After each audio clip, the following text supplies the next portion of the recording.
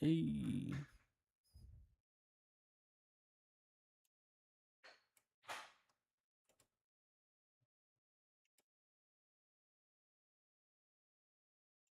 You're afraid of what?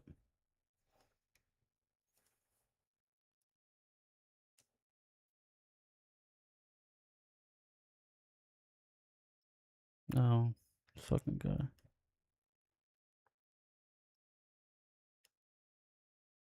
This fucking guy, mate. Fucking bloody wanker. I think everything is looking good so far, man.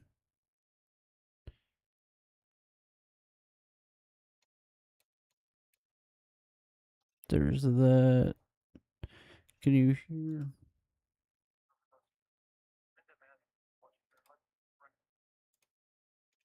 Dude, this fucking audio is stupid.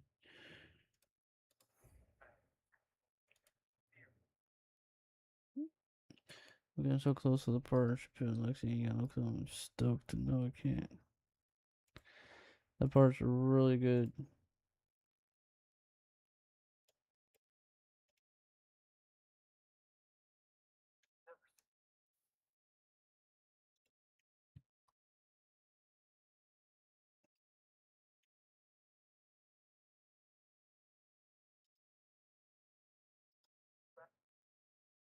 Ooh.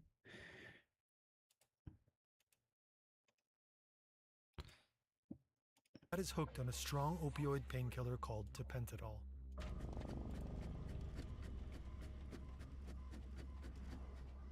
Marco lives in Berlin, Germany. He's 23 years old.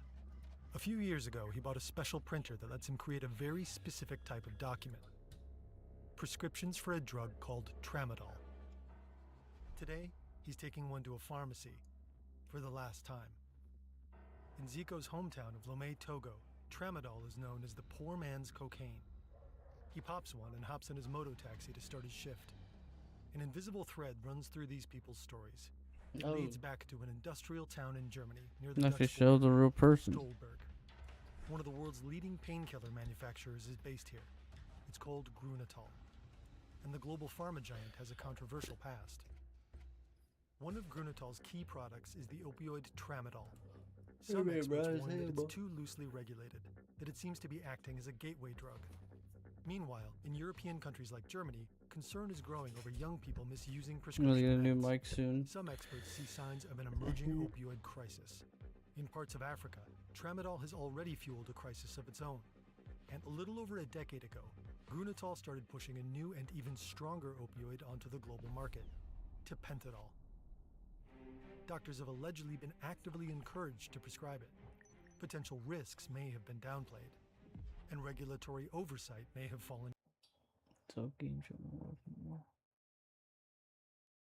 slop games, like the RV type game.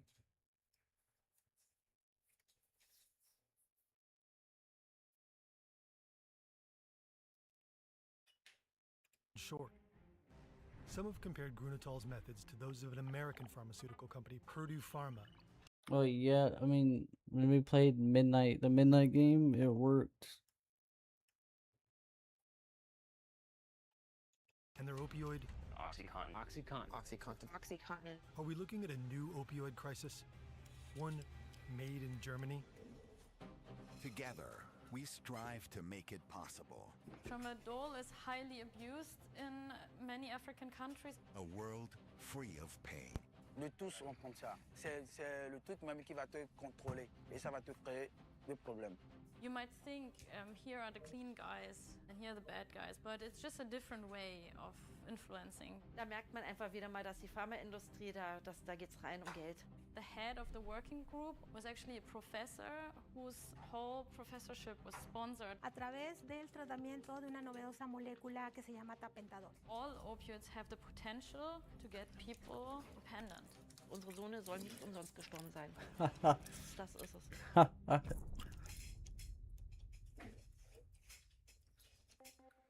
We've come to Vienna to continue to sound the alarm. To I'm sure I play alarm after around this. the dangers of synthetic drugs. It's the 67th session of the CND, the United I Nations should have Commission on waited and get Narcotic some water Drugs. for I ate For from just game. over a week, Delegates, member state representatives, NGOs, and experts gather in Vienna to discuss global drug policy. Agencies, Health and Human Services, Homeland Security, Justice, drug policy, drug enforcement. Everyone is here. Among them is Maria Christoph, an investigative journalist. She worked with reporters from 10 countries on a large-scale investigation into opioid abuse, led by the examination. The team first looked at American company Purdue Pharma. It's considered to be one reason for the opioid crisis over there. OxyContin killed more than 450,000 Americans. Damn. Purdue's flagship product was the opioid painkiller OxyContin, which was intended to treat severe pain. The company claimed that the drug wasn't addictive, that it was unlikely to cause withdrawal symptoms, and that it had low abuse potential. And from the late 90s onward, OxyContin was widely prescribed for all kinds of pain, from chronic conditions to minor back pain and even toothaches. Purdue's claims turned out to be false, and millions of patients got addicted to opioids. Consequently, over the last 24 years, more than 800,000 people have I'm died waiting for a from new Call of overdoses Duty and opioids, 2K low both key legal before and GTA illegal. 6 comes out. The U.S. opioid crisis is still raging The today. Call of Duty looks Every good. year, tens of thousands Hopefully still die 2K from synthetic street get more opioids like gameplay on that. fentanyl. But at the UN conference, Maria keeps hearing the same thing. Purdue and OxyContin are old news. Instead, people at the CND toss around other names, tramadol and tapentadol. Maria's intrigued. Both products were originally developed by a German firm, Grunenthal. Like Purdue Pharma, Grunenthal is a family business. And from what Maria hears, that's not all they have in common. What some experts actually told us is, you might think here are the clean guys, Well, Grünenthal, and here are the duh. bad I don't guys, think Purdue anybody's gonna Pharma. be getting off But that it's just shit. a different way of working, of influencing. In some way, it's a similar playbook, even though it's not as straightforward.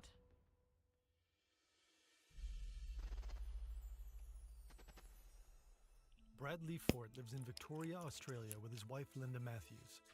From 2016 to 2018, he was addicted to oxycodone. You can look at the gameplay. They took some shit out. For the past year, he's managed to stay off opioids. Or we could look at it But now together. he's suffering from chronic headaches. His doctor Not right now, but I'll have.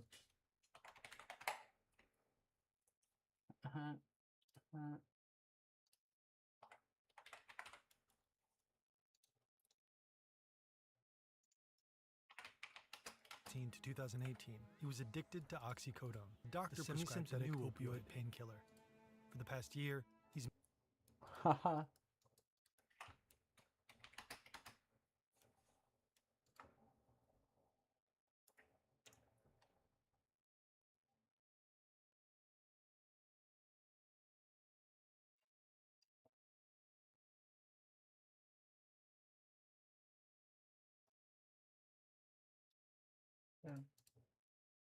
Palexia.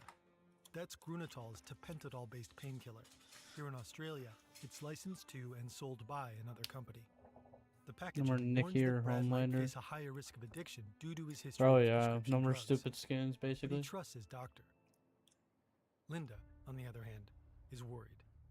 A year later, Linda gives birth to triplets. Brad is still taking tapentadol, and the pills leave him drowsy, barely able to help with the kids. And whenever he goes into withdrawal, this otherwise peaceful man becomes irritable and aggressive. Today, things have gone completely out of control. When he misses the triplets' first Christmas, Linda has had enough. Brad needs to move out. 5 months later, Damn. he's found dead. The cause is an overdose of tapentadol and oxycodone. That's Opioids work crazy. differently than the painkillers many of us have at home. Drugs like ibuprofen, aspirin, and They put paracetamol beats can to help it relieve a and headache shit, or like- ease your pain. Opioids do that too, but they can also prompt your body to release endorphins. Can you hear the audio when These you are chemical type? messengers Sometimes produced it'll by the body itself. pop your They audio. reduce the up. perception of pain and increase feelings of well-being. Our bodies release them when we laugh, exercise, or have sex. They also influence our body temperature, hormone levels, and appetite. But one of their main functions is as natural pain relievers. Imagine you fall off your bike and hurt your knee. In response, your body releases endorphins.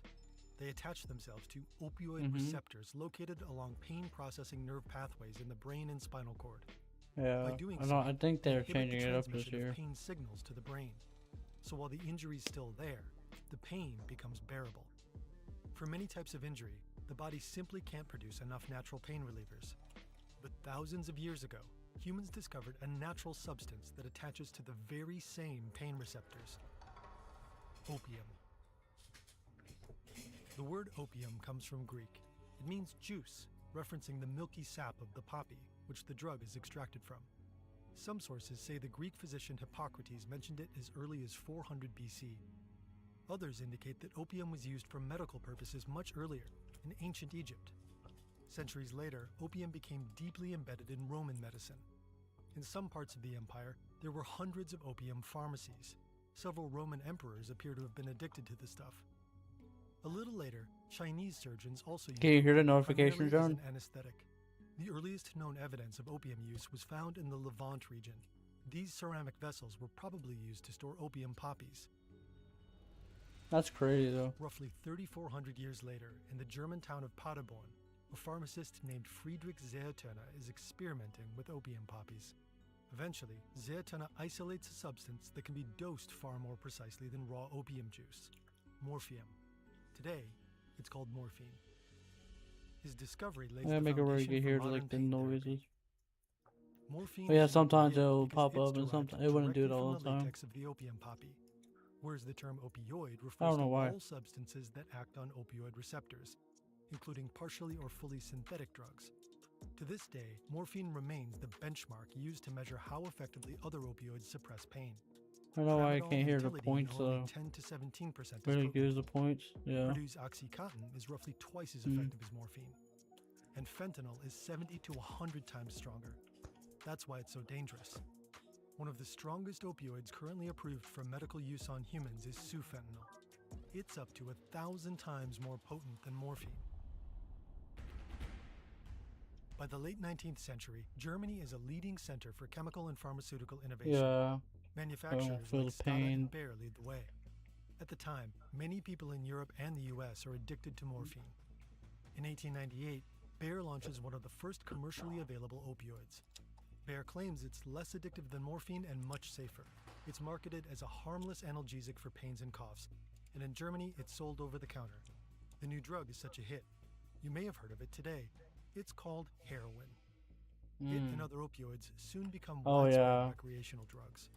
But as the 20th century rolls on, countless new laws regulate the use of opioids. Many of the drugs are now available only in hospitals and pharmacies. And there's a good reason for this. People who become addicted to opioids eventually build up a tolerance. So to keep feeling the same effects, they need to up their dose or consume stronger opioids, which leads to a higher risk of overdose. When someone ODs, their breathing can slow dramatically, making the supply of oxygen to the brain insufficient. This can lead to unconsciousness, coma, or even cardiac arrest, which often causes permanent brain damage. Mixing opioids with alcohol or other drugs further increases the risk. The worst-case scenario is sudden death. That's For many crazy big though. pharmaceutical companies, the past few decades have been a roller coaster. Yeah. For years, Purdue Pharma pushed its opioids through aggressive marketing and lobbying. In 2020, the company agreed to a settlement potentially worth $8.3 billion for its role in fueling America's opioid crisis. The year before, the company had already filed for bankruptcy. Since then, many pharmaceutical companies have come to consider the opioid business too risky. In 2021, pharma giant Johnson & Johnson stopped selling opioids in the US entirely. And as part of bankruptcy proceedings in 2024, Endo Health Solutions agreed to drastically scale back its marketing and selling of opioids.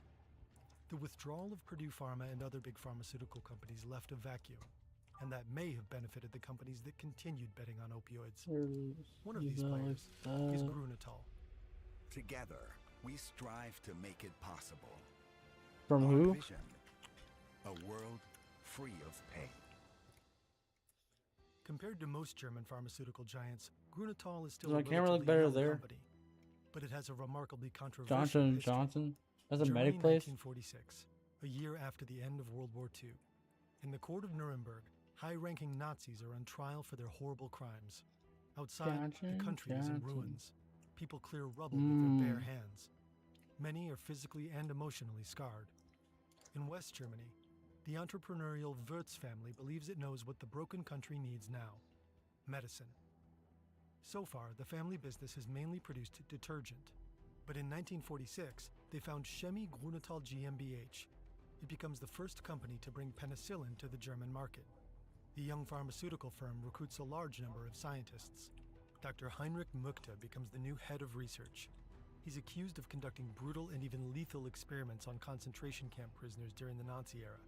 But after the war, he apparently avoided being tried in Poland by fleeing west. He was never formally convicted. Heinz Baumkutter was a physician at Sachsenhausen concentration camp. He's believed to have conducted experiments on prisoners, including children. He was accused of injecting inmates with hepatitis pathogens and burning their skin with phosphorus.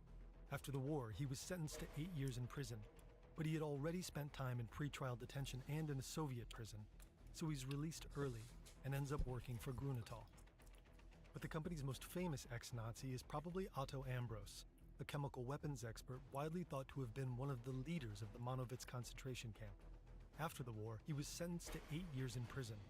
But 3 years later, he was released early for good behavior and appointed to the boards of several companies. In 1972, he became an advisor to Grunenthal. Reports suggest that after the war, the company employed at least 5 high-ranking former Nazis. That's crazy. Grunenthal confirms that it employed researchers who had held positions of power within the Nazi Party, but it claims this was common practice in Germany during the post-war years. Today, Grunenthal strongly condemns the Nazis' crimes and says it's committed to a free, diverse, and tolerant society. In the early 1960s, the family business ends up making global headlines, not for the war criminals working in its labs, but for what is still widely considered the biggest pharmaceutical scandal in European history. In 1957, Grunenthal introduces Contergan, a tranquilizer and sleeping pill. Active ingredient, thalidomide. Doctors explicitly prescribe it to pregnant women, and many take it for morning sickness or as a sleep aid. The medication is sold under different names in nearly 50 countries. But then babies begin to be born with severe birth defects, including stunted or missing limbs.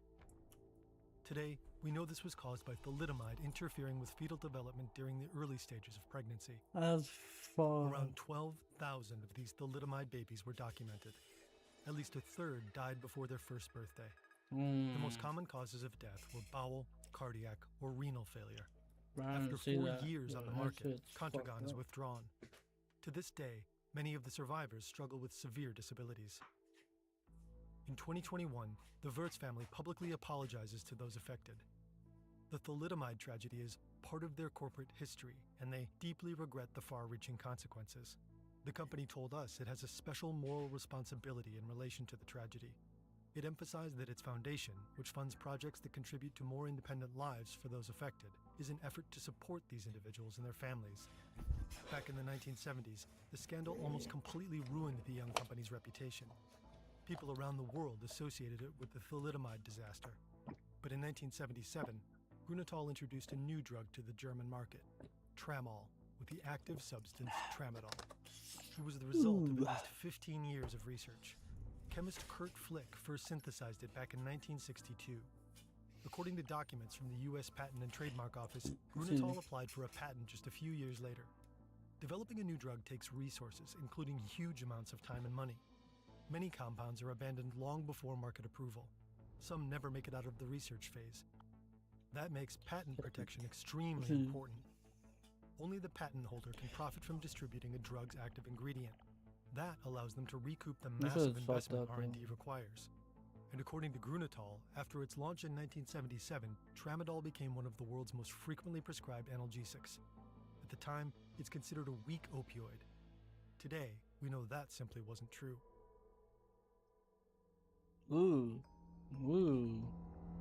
Ja, hallo, ich bin Tanja Nicole Albuscheid. Mein Sohn ist vor 3,5 Jahren an einer Überdosierung Tramadol gestorben. It's 2019. Marco is 20 years old. He likes going for walks in the woods and hanging out with his friends. It's fucked up. Now and then he smokes weed. Cure. And he's just started experimenting with something new. The stronger the medication, the harder it is to get. Was a thing. In Germany, you can buy nasal sprays or and they throat stopped lozenges producing in it drugstores or supermarkets. But prescription so they drugs can are only sell it? available at pharmacies. Marco somehow gets a hold of blank prescription forms, and he buys himself a new printer. With it, he starts doing something usually reserved for medical staff. That's stupid. Printing prescriptions for meds, like the anesthetic ketamine and the analgesic tramadol. We won't explain exactly how. We also strongly advise against taking medication without medical supervision or a real prescription. Marco's forged prescription is ready. He just needs to take it to a pharmacy. May 2022. Marco's been taking tramadol regularly for 3 years now. He's addicted to it. I don't like the way His that grandmother looks. watches him enter his apartment. He doesn't seem well. His mother texts him, but her messages only get a single check mark. This happens frequently, so she doesn't think much about it. Maybe he's on something again and wants to be left alone. But 3 days pass without a word, so she drives to his apartment. She rings the doorbell over and over, but her son doesn't answer. So she calls the police. According to her, even after she tells them about Marco's history with alcohol and prescription drugs, they refuse to force the door open. That's so stupid. After another 3 days pass, the police return. By this time, a foul smell is coming from the apartment. Das war der 3.6., wo mir das dann, ja. Marco was just 23 years old. According to the autopsy report, he may have developed a tolerance to tramadol. There's enough of the drug in his blood to cause a coma or death. There's also alcohol, Bro's small amounts of taking this. paracetamol, and traces of the antipsychotic medication promethazine. All these findings point to a combined drug intoxication with tramadol. Unfortunately, Marco's story is far from unique. Society often debates the abuse of traditional drugs like alcohol, cocaine, amphetamines, and weed. But despite being a long-standing problem, the abuse of prescription medication is often overlooked. Depending on the source, between 1.5 and 2 million people in Germany are addicted to prescription drugs. That's about as That's many still as a are lot of addicted people. to alcohol, That's kind of crazy though. possibly more. In the US, 7.6 million people are addicted to prescription drugs, and teenagers and young adults in particular are experimenting with them more and more often. Many young users don't know how dangerous these substances can be. Maria Christoph tells us tramadol and tilidine are increasingly becoming gateway drugs. In 2023, 8 out of every 100 drug-related deaths in Germany involved opioid painkillers. Among No. 14 to 20-year-olds, it That's was you 1 being in 3. sarcastic. In England and Wales, But- opiates were even involved in a staggering 47% of all drug poisoning deaths. And the 2025 UN World Drug Report shows that opioids are by far the most involved substances in all drug-related mortality cases. The data were provided by 66 countries around the world. Apparently, prescription opioids are relatively easy to come by. Some order them via Telegram chats or darknet groups. Others simply snatch them from their grandparents' medicine cabinets. Some, like Marco, find ways to forge their own prescriptions. If opioids like tapentadol and tramadol are so dangerous, then why aren't they more strictly regulated? Punks. Time to look more closely at how big pharma companies operate. Medical opioids are still urgently needed. Every day, What the hospitals fuck? around the They world should rely play on them, twice up in especially that for the bitch, treatment of bro. severe pain and diseases like cancer.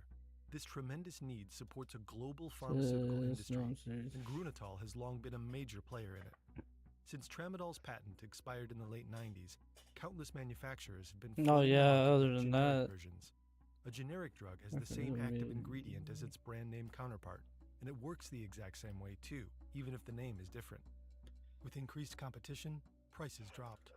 Tapentadol is the new best-selling drug that came after tramadol became a generic. In 2010, Grunenthal introduces its new flagship drug in Germany.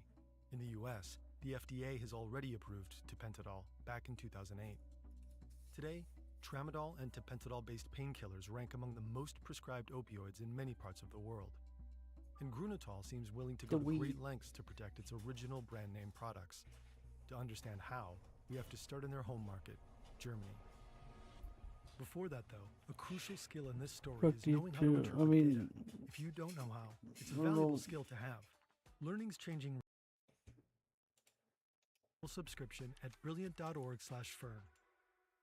Our search leads us to Sniped. Germany's medical regulatory agency, the Federal Institute for Drugs and Medical Devices.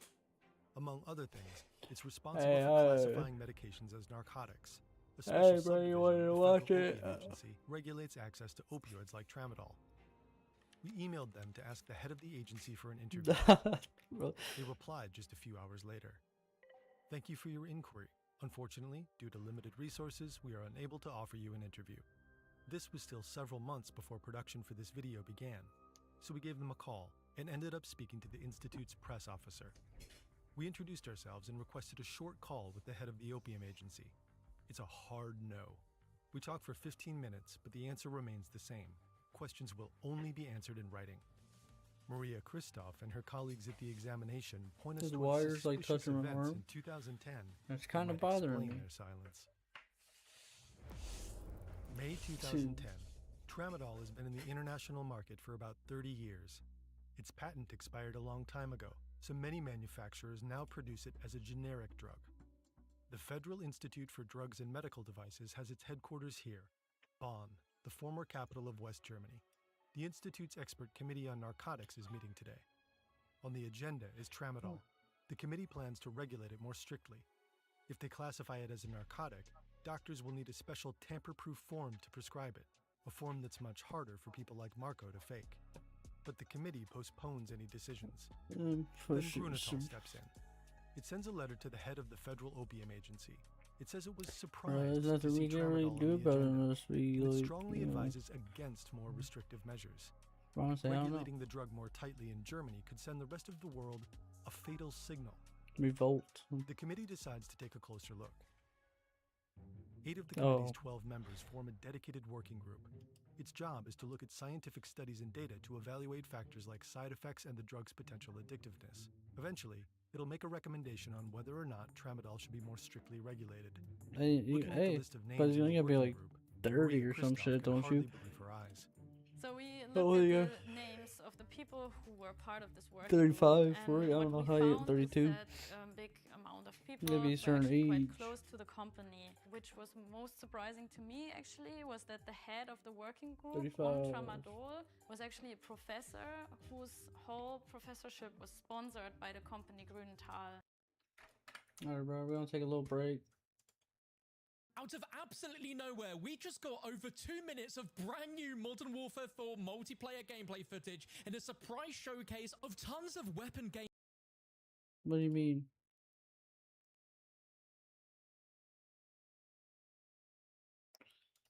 Is it my screen or is it your screen?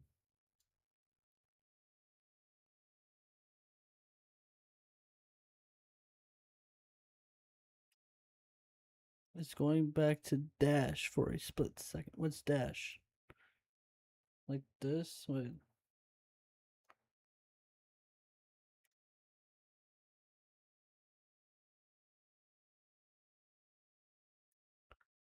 I do not see it on my side.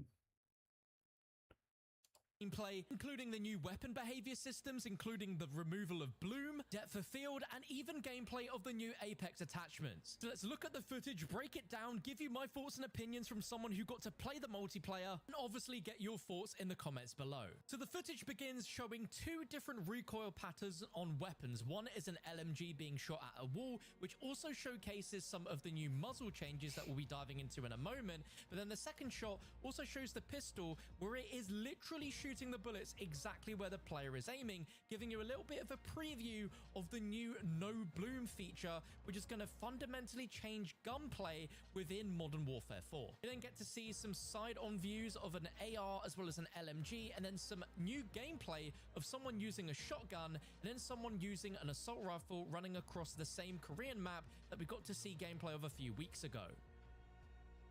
Then get to see a few inspect animations, which is really cool, starting with this pistol. And we also learn that some of the developers actually try and mimic these in real life so that they can be as lifelike as possible in the game. We get to see it as well with an M4 assault rifle, which looks really nice. We then get a really interesting showcase which shows the visual effects of the masking of muzzle flash, which shows what the muzzle flash looked like before, where in MW2 this muzzle flash was just obnoxious. It was all over the screen and it would actually cover the visuals of your target, so it would make them a lot harder to see. But now in MW4 I want to see gameplay, bro. they've created this sort of like cone that goes around an enemy when you're aiming on them. So the muzzle smoke will actually go around the cone and never actually visually block what you're aiming down sight at, which is a very good change. And it has been described on the reveal of the game, but now we actually get to visually see it for our own eyes. Love to know your thoughts in the comments about this one. But then they show a really interesting demo, which pretty much calls not themselves sure. out for showing the bloom that was in MW2, where you can see the moment that the M4 is fired, there is just so much obnoxious smoke and muzzle flash, but also the fact that the gun is kicking like absolutely crazy and that the bullets are just ending up in random directions. It's never quite clear where your bullets are going to aim. And so in MW4, they've completely removed shot with hip fire every single. You can see from the laser where the bullets are going, and they are hitting the target precisely every single time. So the hip fire gunplay might be a little bit similar to that of Counter-Strike. I didn't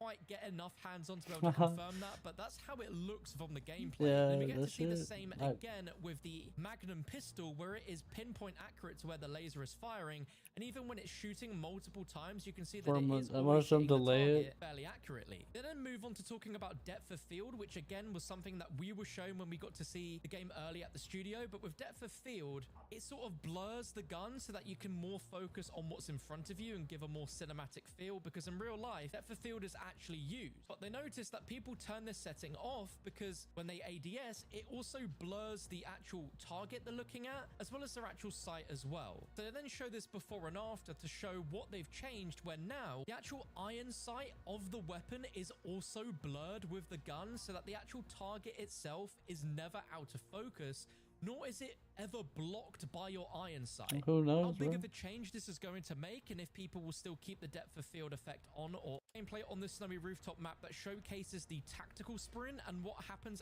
as the player slowly runs out of it. Where the new updated tactical sprint will have your character in tac sprint, but the more they sprint, the more tired they get, and the slower they get until their gun is brought back down, rather than being constantly held in that position until you just... Huh? No. No, sadly.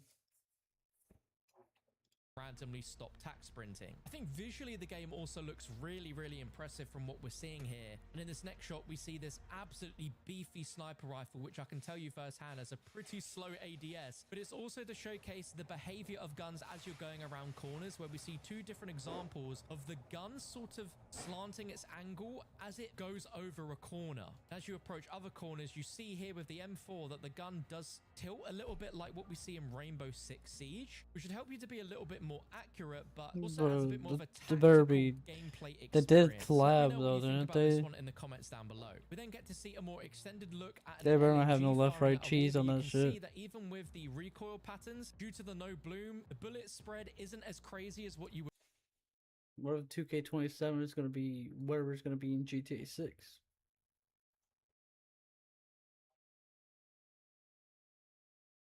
first assume. Then we get a really cool gameplay clip of someone getting killed with a shotgun. Then they swap to their pistol extremely quickly, where you can have the shotgun in the left, pistol in the right, before swapping back to the shotgun and taking someone out. I love 22. Then we get to see 21 of everybody a player hated. with a sniper rifle quickly sliding, and then while still in the slide being able to ADS and quick scope a player, which I think is really cool and does show that they really have changed the movement to be a lot less sluggish than in previous Infinity Ward games. And then we get a really cool look at some Apex attachment gameplay. Now, we've already seen some of this before, but we get to see quite a lot of extended footage that we hadn't seen before, where with this weapon specifically, there are multiple throwing knives that you can pull out of the side of the gun, which is really cool. We then get to see an Apex attachment on a Magnum pistol, which turns it into... You see that? Had throwing knives in their sniper or whatever this is. attachment on a Magnum pistol, which turns it into a triple shot weapon with about 4 uses of it before you need to reload. And then we get to see a really cool attachment, which is like a homing missile, where you shoot it out of the side of the weapon, and as long as you ADS, that can control where the missile lands. And for multiplayer, I think that's just going to be really crazy. And then we get to see That the doesn't seem that PPSH bad. in action, which is absolutely fantastic. And we have this underbarrel, which shoots these explosive grenade. Looks really cool. It is a bit strange to see the PPSH here in a Modern Warfare game, but it That's gonna honestly piss me feels off. really good to use. And then the final shot, we get to see this really cool new version of the heartbeat sensor added as an optic, where it's underneath the actual optic itself, where you can see multiple red dots on the mini-map. We get to see a shot of these akimbo fully auto pistols with a little slide in as well, which looks really cool. And then this final shot of this huge launcher being shot to destroy some barbed wire. We also get a proper look at the Ooh. MW4 gunsmith, where we can see that we have separate tabs for the gunsmith, the appearance, and the progression of the weapon, and shows all the attachments with akimbo. There's a brand new multiplayer gameplay that's been shown here. Okay, back to the video. And still, they all Oh, told fuck. us that there were no conflicts of interest with regards to deciding whether tramadol At least should it's not be like more the restricted or not. thermal scope in the In last Call December of Duty. 2011, the committee presents its final report. It does not recommend regulating tramadol more strictly. It does acknowledge the opioid's general abuse potential, but it sees no indication of an elevated risk of misuse or addiction. It's even described as less potentially addictive than stronger opioids. The committee unanimously decides that the drug will remain available without a special narcotic prescription. Many journalists, experts, and even politicians see a potential conflict of interest.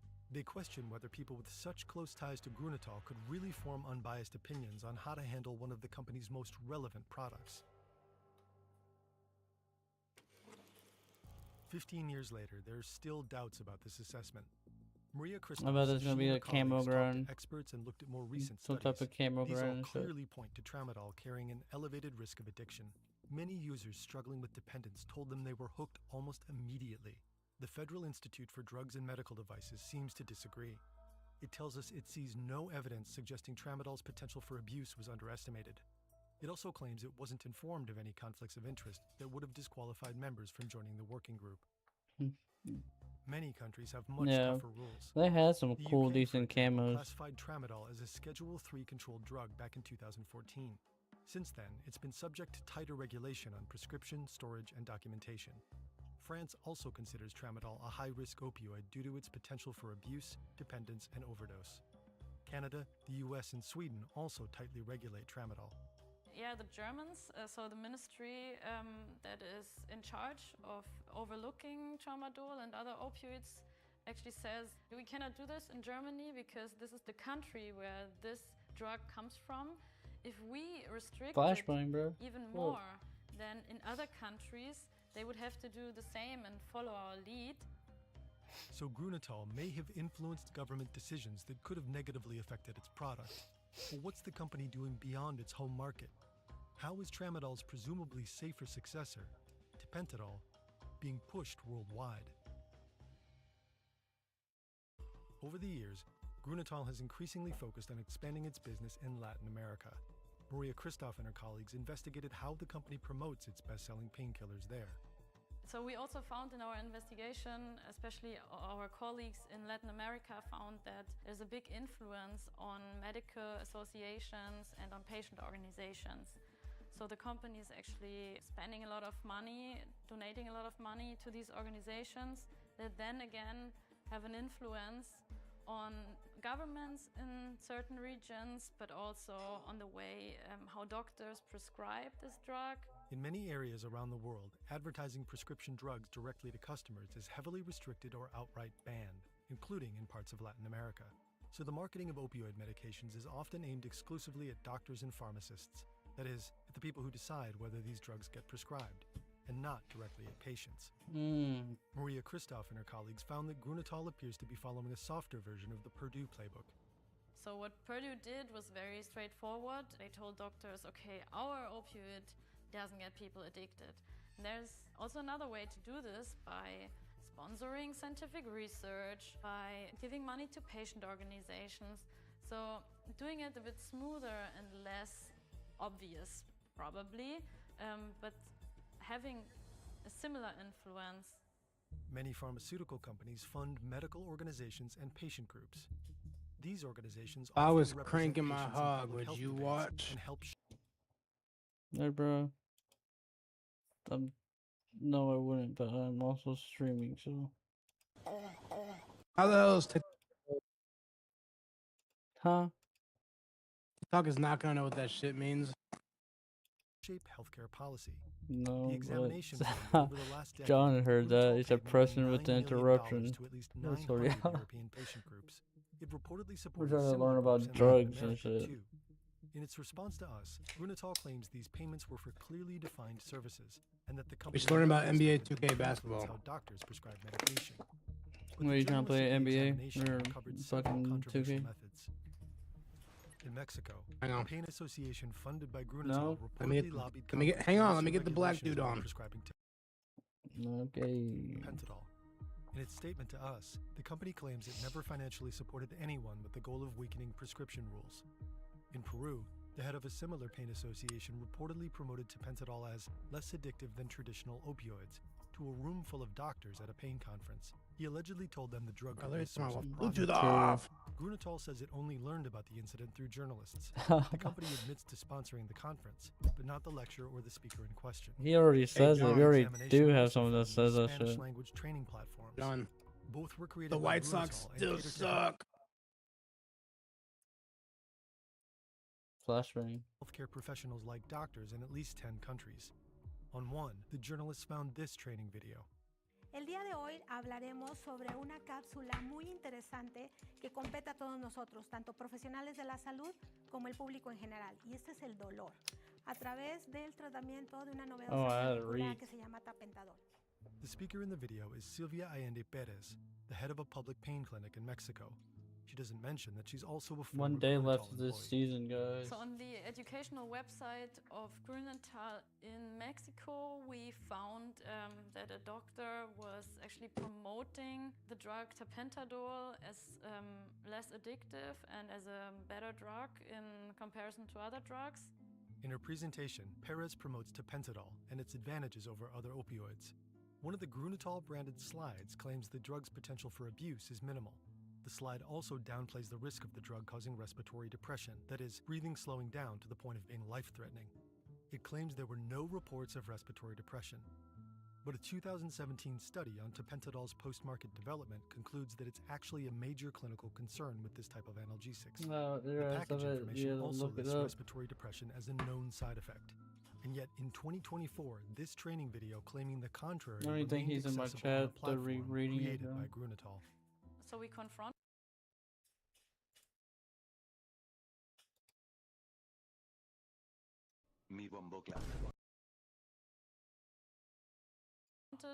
the company with this video, and actually they took it offline because they said that you're right, this material is not what our scientific research and what our knowledge at the moment is supporting, and this is why they took off this material. Grunenthal's response to us also acknowledges that some of the slide's claims were incorrect.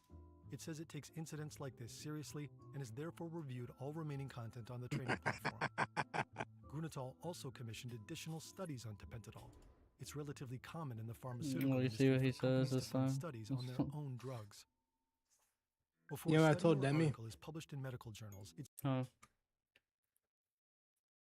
If he gets on, I'll slurp it all up. usually subject to peer review, meaning independent experts review it anonymously. This process Or is made meant me to ensure pause quality my and whole credibility. video just to What? hear that. Made me pause my video just for you to say that. And physicians and Yeah, dude. pharmacists often Slurp rely your heavily on these dick. publications. Yes! But even peer Not review fuck doesn't yes, dude. automatically guarantee Oh my full gosh, I got the independence. best thing from the Take this fucking article on wheel. tapentadol published in the journal CNS Drugs in 2014. At the time, Grunenthal Holy employees. shit, I got the best thing The from the paper wheel claims ever. that the reduced dependence seen with tapentadol might be due to the fact that the drug acts on two separate bodily systems. Got a that million affect pain. VC. Maria Christoph tells us she and her colleagues showed these studies and articles to experts. Each said they couldn't I find mean, at least any it's worth a evidence million support VC these to me. claims. It's Tyrese Maxey banner. Yet other scientific publications have cited them, which appears to provide additional validation. Okay. According to the examination, Here, you see Grunenthal my relied banner, on- John? I got this one from this wheel. Stephen Curry. It's him with the rings.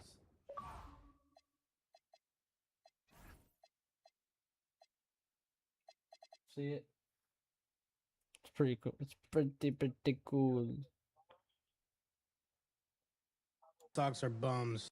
these studies' results to train its sales representatives to promote the drug. John, just ignore In the him. United States, That's Grunenthal the best initially thing you could licensed do. the marketing rights for tapentadol to Johnson & Johnson. They're in Boston In right now, 2012, getting their J&J ass was whooped. already collaborating with researchers to examine whether the drug's dual mechanism might John is reduce just its a risk of rage causing bait. addiction.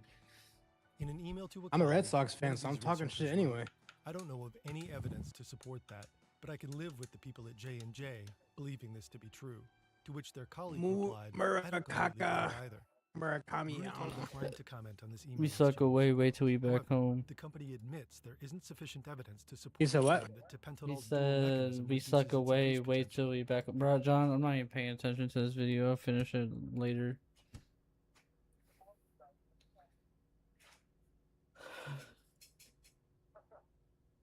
Oh, hold on. He didn't hear what you said because my audio sucks.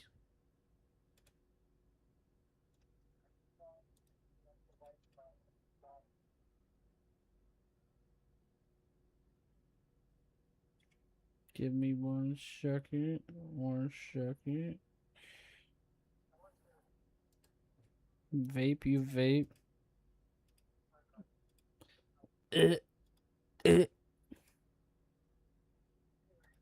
For vapes. But oh, bro, vapes, bro. This is not even funny.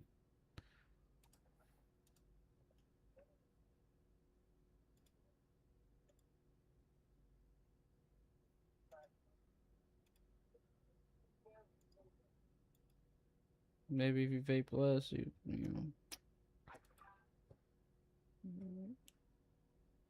Hold on, John. I'm trying to fix it. Sometimes I don't know why my audio just cut out like when I switch. That shit about make me crash out.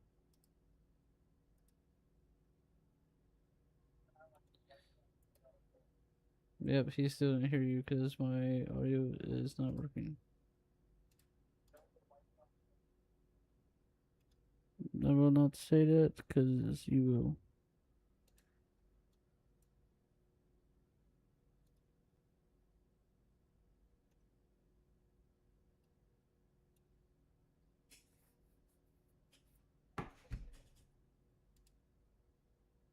Don't know what that means, but give me a second. But stop saying I'm not gonna say what you're saying, bro.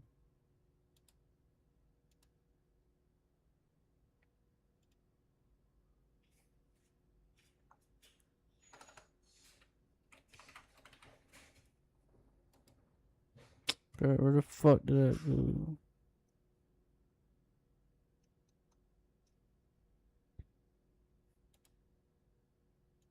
Alright. That's not it.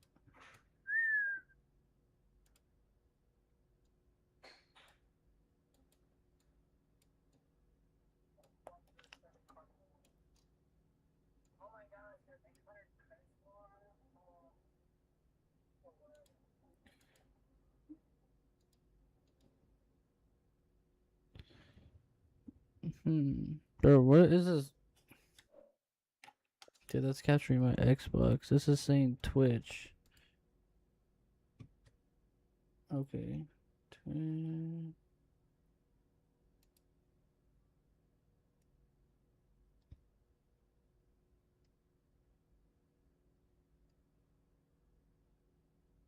This just says Xbox, bro. What the fuck?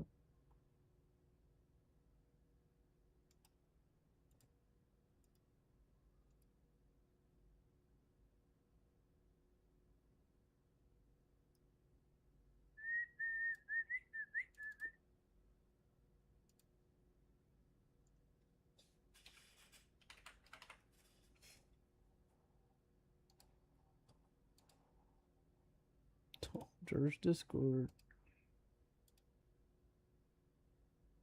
Alright, you can say shit now. It's working. I already sent him a message. He's gonna get a taste of what I want to say.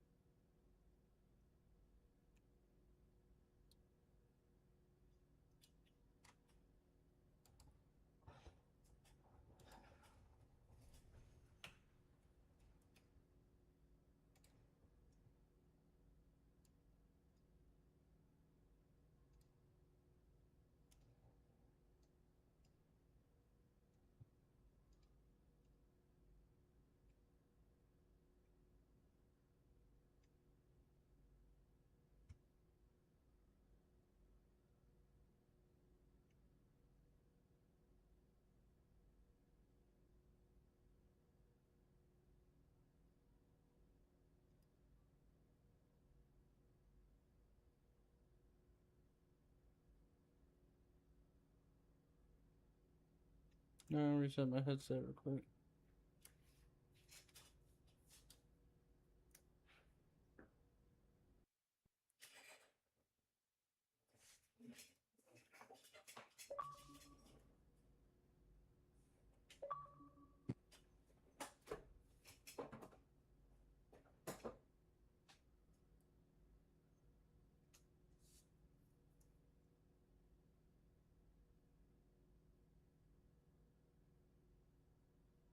Okay, hello.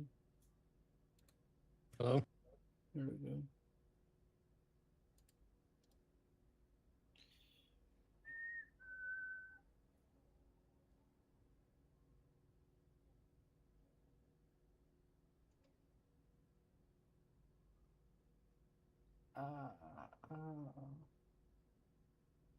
That's why it's not working, John.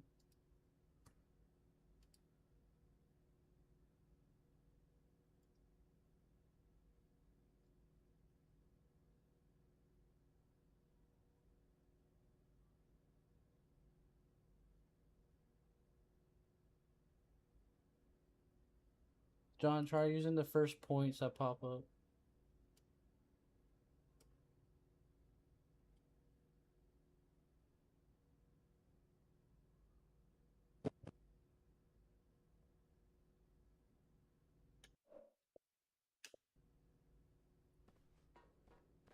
I sent you a message on Xbox. It's funny.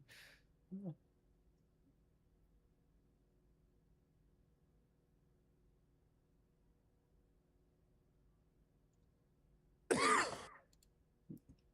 Bro, why do you cough so loud? That shit like hurts my ears. Why are your ears so bitch made? Let me turn you down to 80.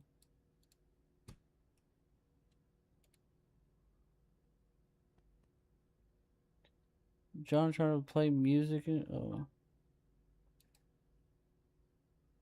Bro's autistic sounds scare him. Quite.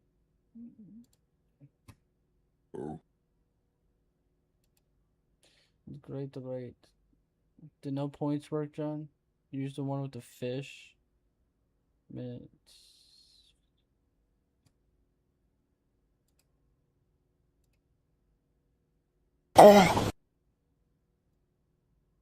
I heard it. Alright, bro. It's not even. Bro, it's not even playing. It's just plain stupid. FBI, open up!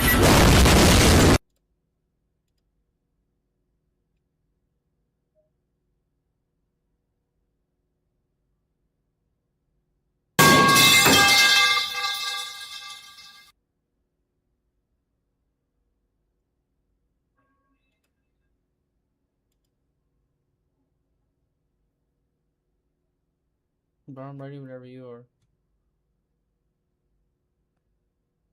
Wow, I've been waiting for you this entire time.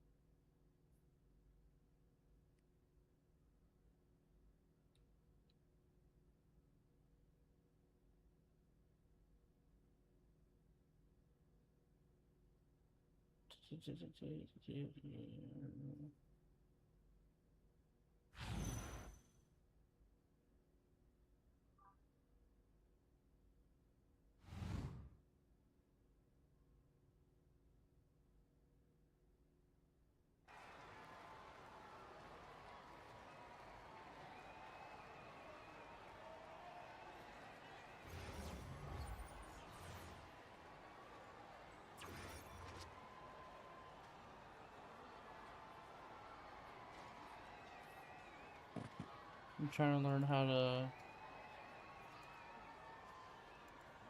do the noises.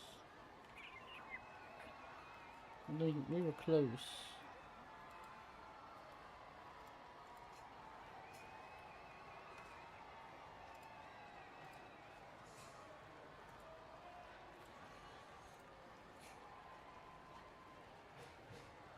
Yeah, no, that's a lot of fucking, that's a lot of points there, man.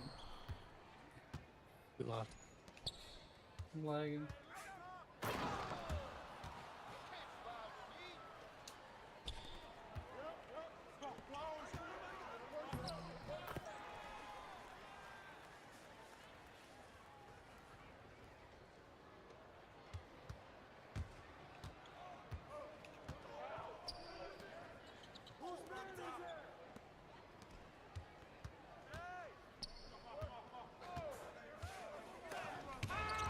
pretty.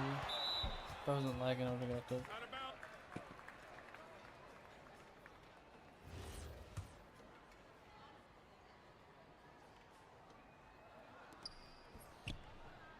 Bro, I'm lagging.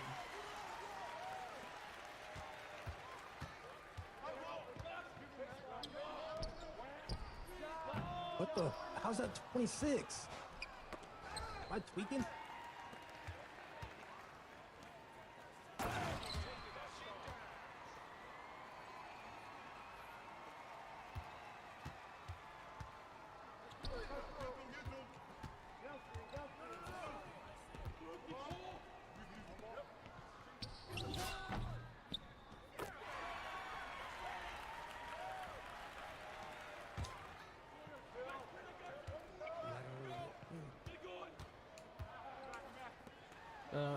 Bro, I didn't know I was open.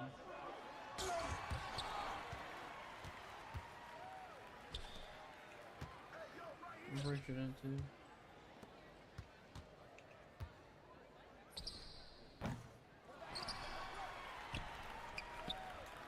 Dude.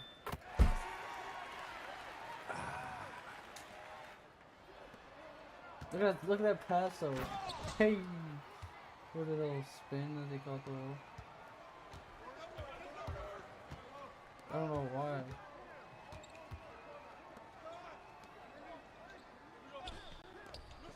Not downloading anything.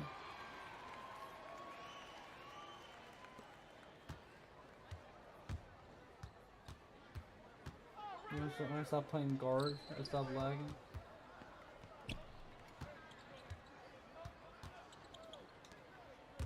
What do you mean a pet? That's not even my fault, dude.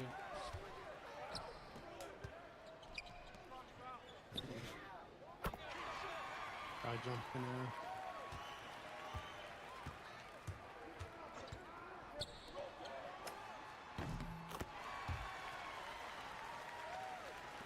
Yeah, I'm just lagging. Look at that steal. I'm reaching in, bro.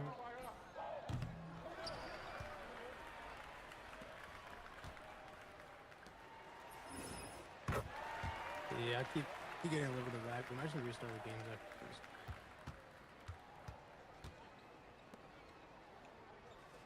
Fuck you.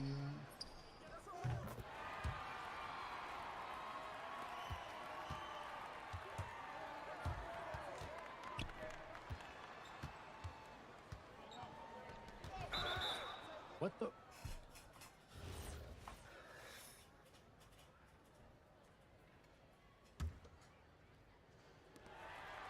It's not where I passed. I pressed X.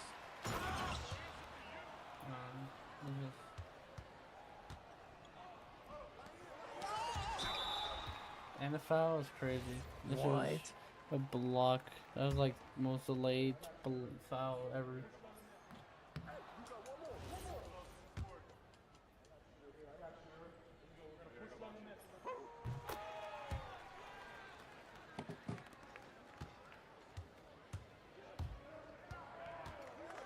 I hit it. You could have grabbed that too.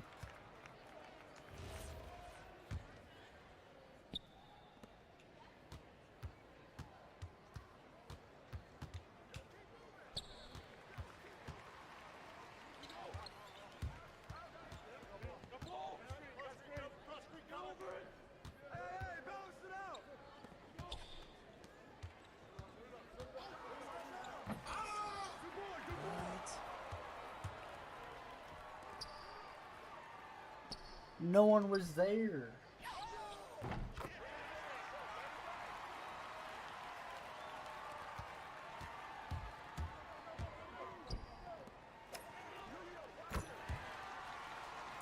Bro, nobody was guarding you whatsoever.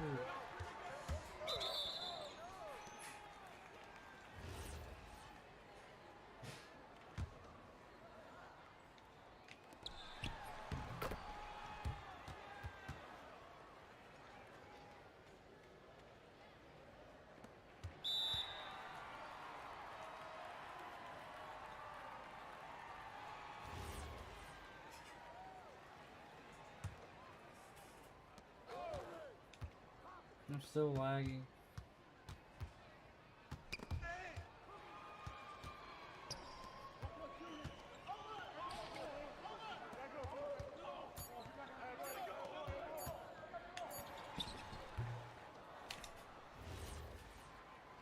I can't do shit, bro.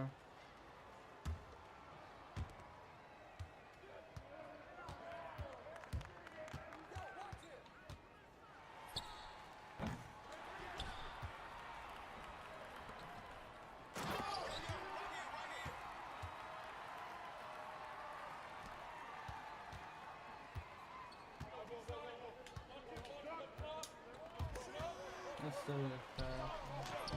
He's just forcing that shit.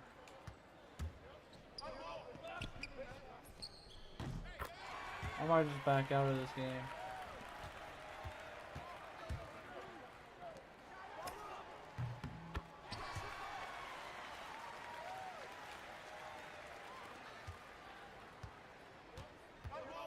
I can't do shit but what?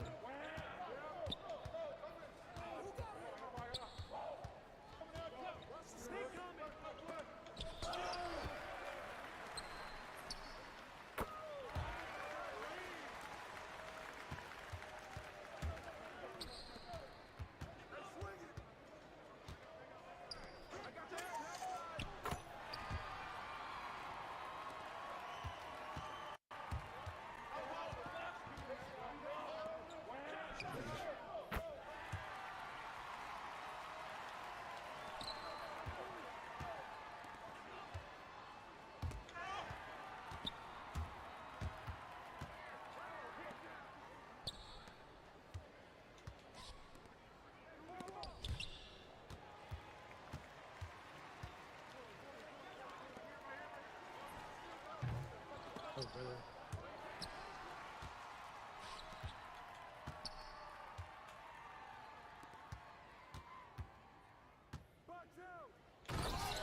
What? Don't pass it to me. Mind bonding.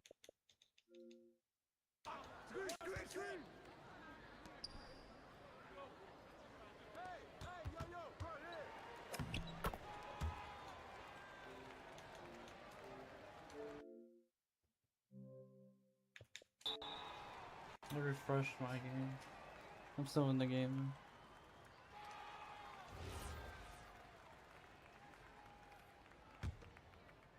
Have AI.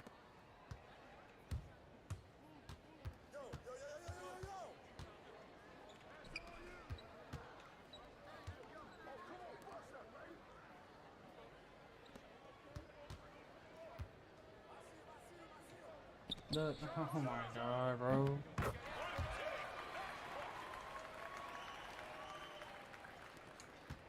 I literally can't play without, I'm just lagging.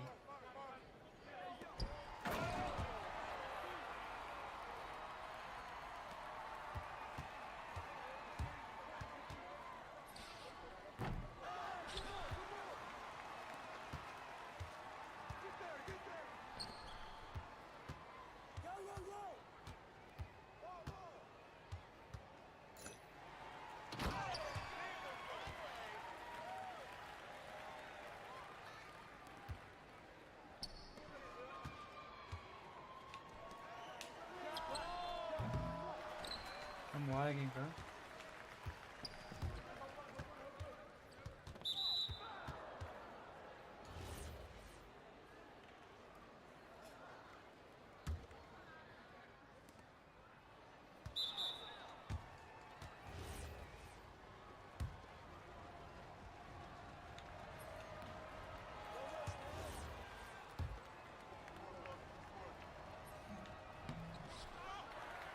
What?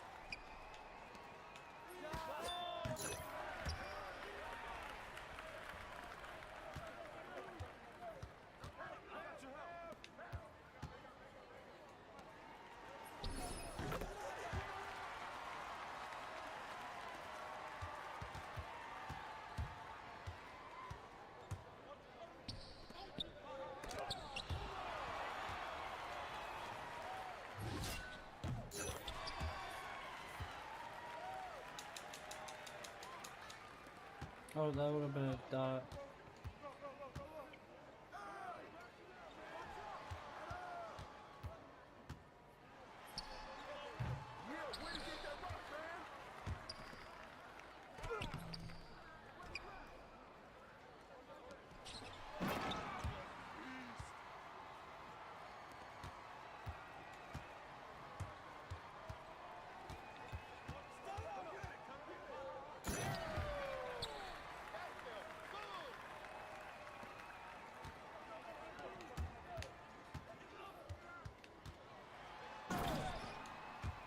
No, well whacking.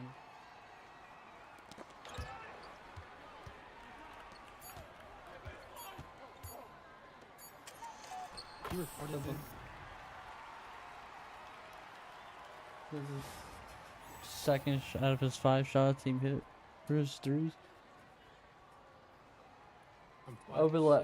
I'm lagging this whole game, bro.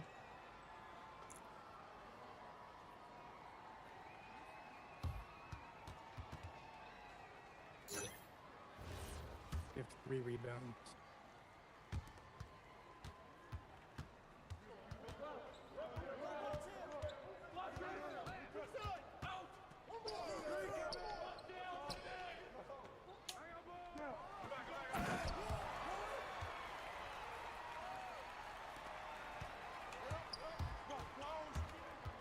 Why are we switching on that, bro? It does not make sense.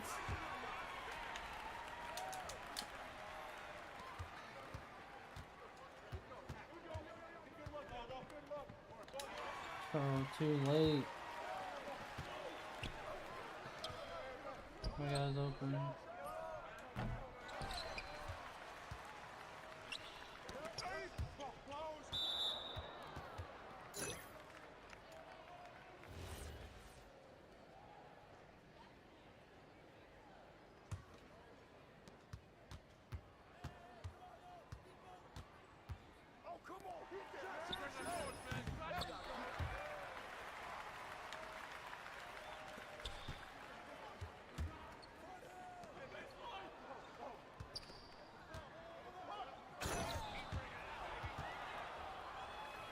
I do.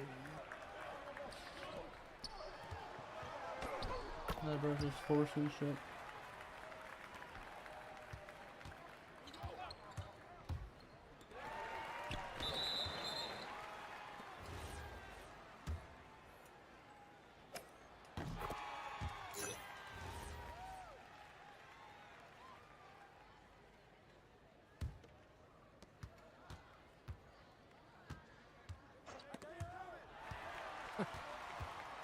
But he does not want to hit me while he's an AI on me.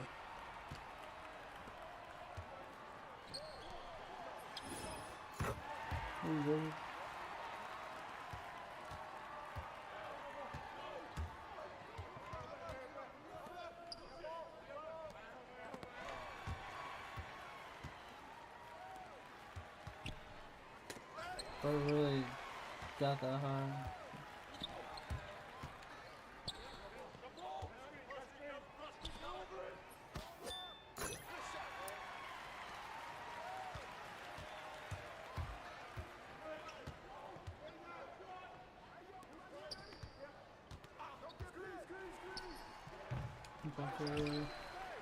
I'm working on so many cuts.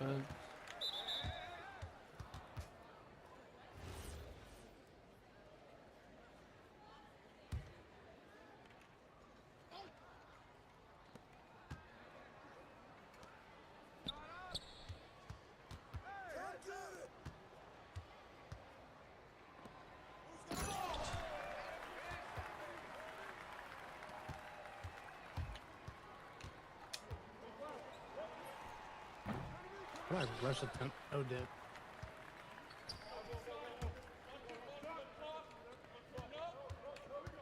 Why am I guarding people? I can't play, bro. Bro, they need to give me the ball, because we would be up right now. My fucking passes.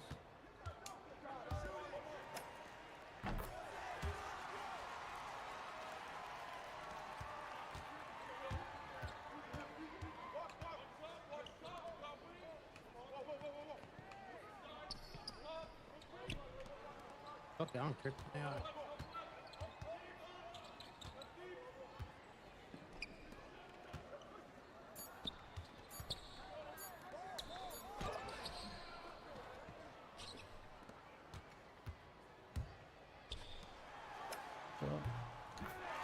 So, literally just, I've been lagging this whole game. I'm lagging too, don't worry.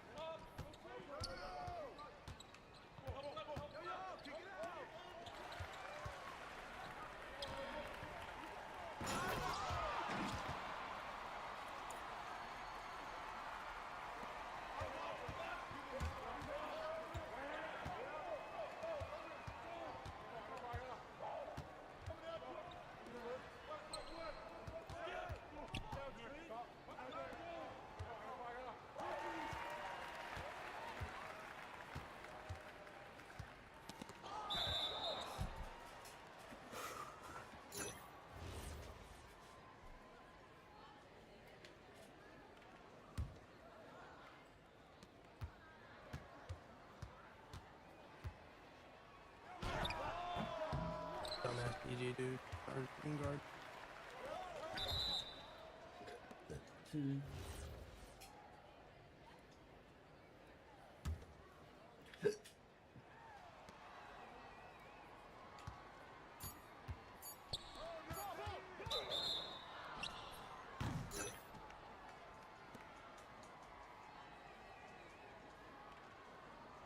They look at me.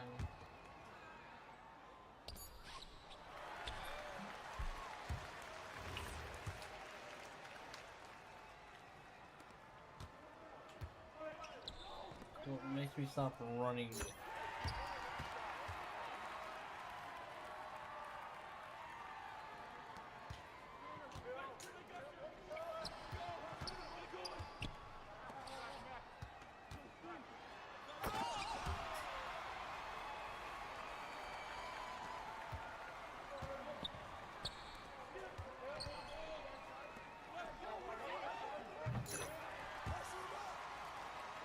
Let me see it. My bad.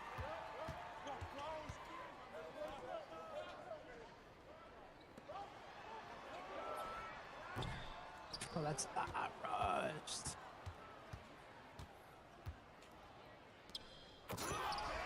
First one not down there. I pressed A. Come on, RB ran me over.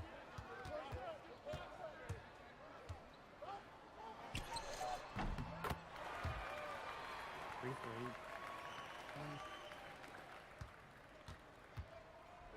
Man, that's not my guy.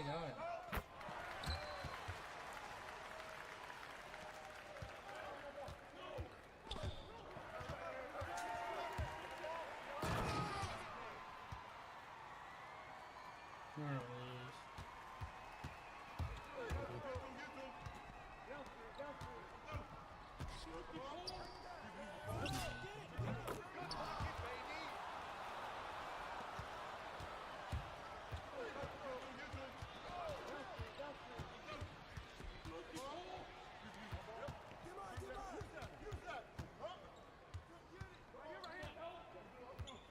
Alright, bro. Makes no sense.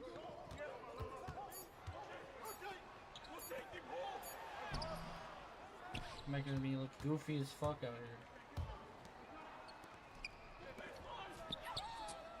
Big time.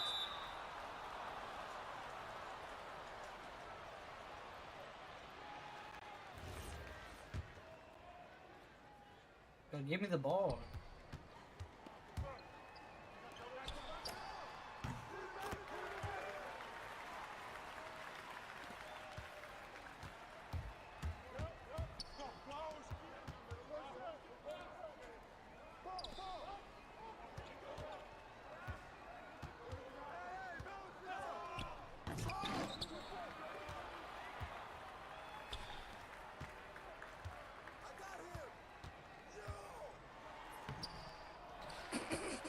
Are you fucking kidding me? It's a 3.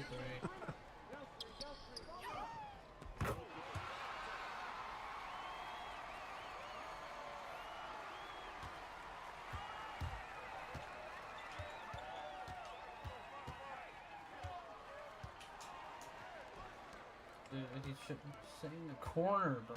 Holy fuck.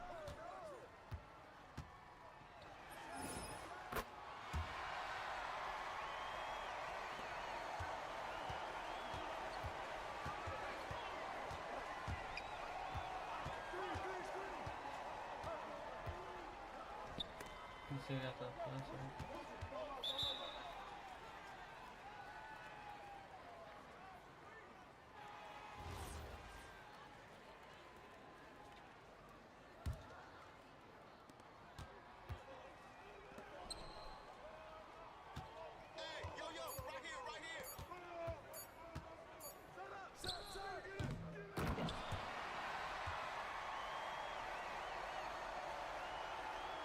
Give it to the guy that missed a wide open fucking layup, bro.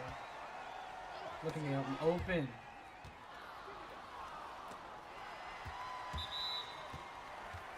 Check.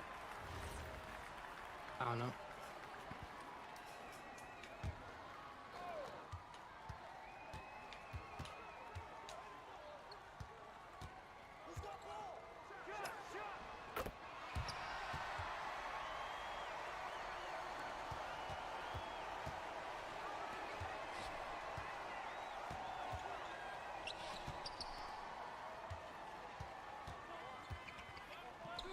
Dude.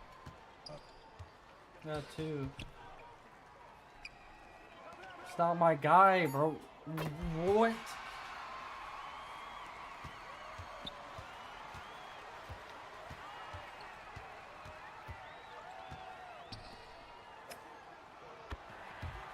Nah, we need threes. I don't even care. Bro, only got. He only has that many points. I've been lagging the whole game.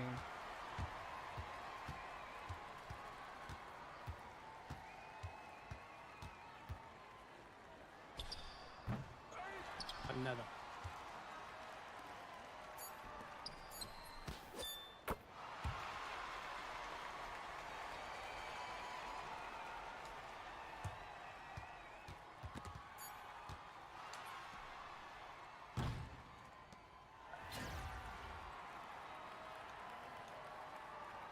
Still, I got a double over. I don't care. What are they even saying in game chat? They're not saying anything. They're talking. Not for me. Oh, yeah, they're talking.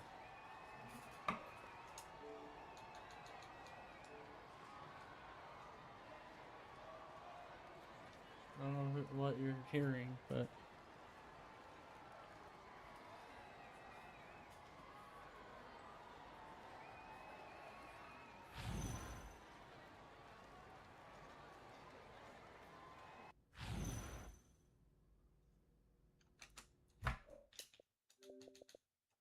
I'm restarting my game.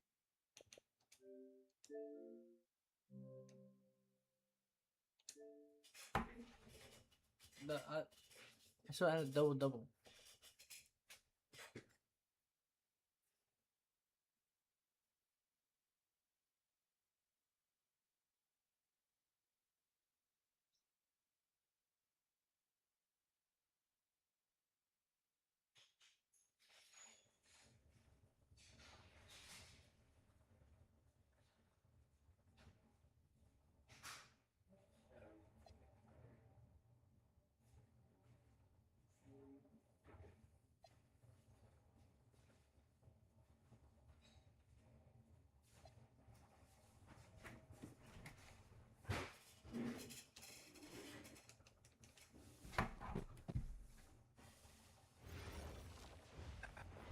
I'm trying to figure out what receiver I want to take first.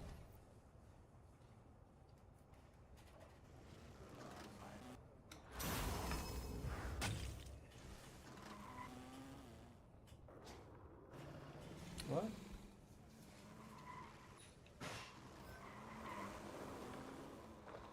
I lagged that whole game and still got a double.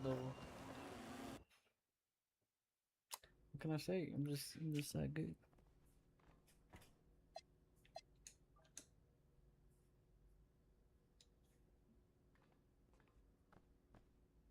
Well, you told me 30 times, bro. I know.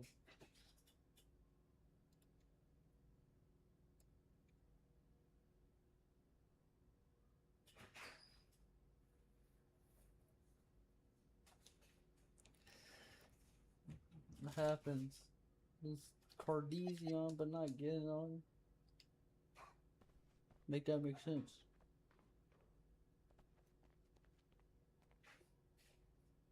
If I have this, John, right here, or you think that's like would be like in front of the gameplay?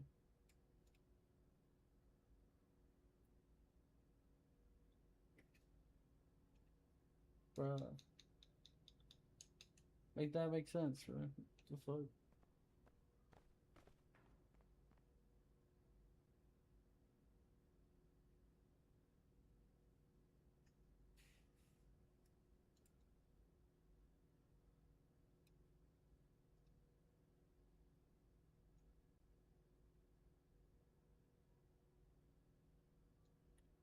Cause I know that you're drunk. Back us up, please. How does that still work?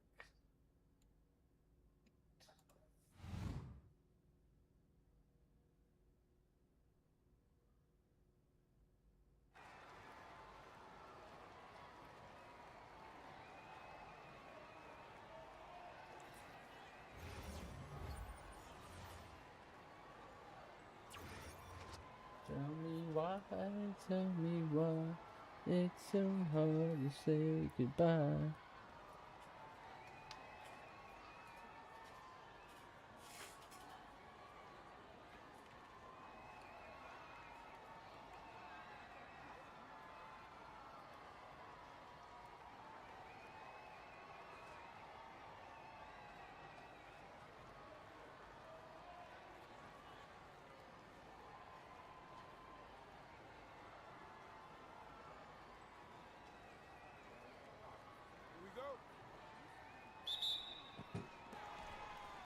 Not laggy.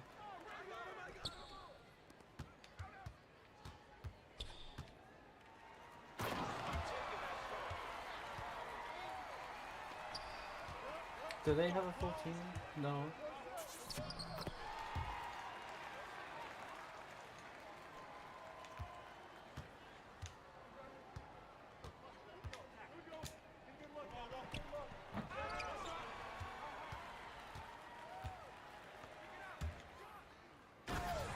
What? You put that up? See a fat ass big man running down.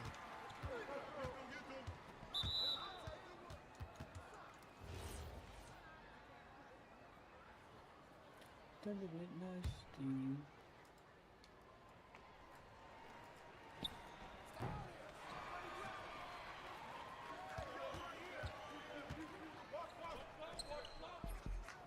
What? I don't know what he's smoking. That was literally, you know how many steals he could have? I'm just running into him.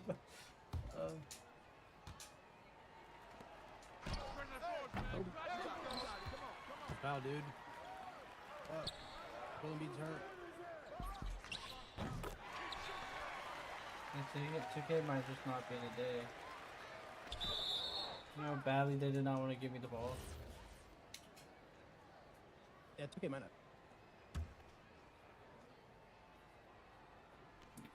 Bro, I'm right next to you. I'm still lagging, dude. Oh my fucking.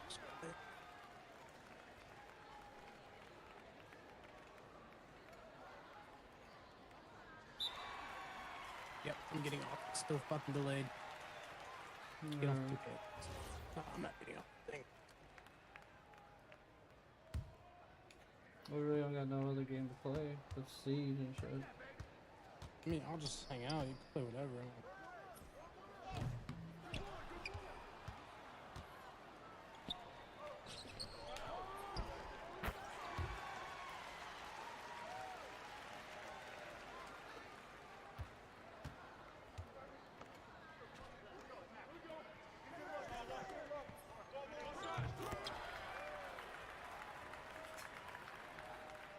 Cause I know that you're drunk.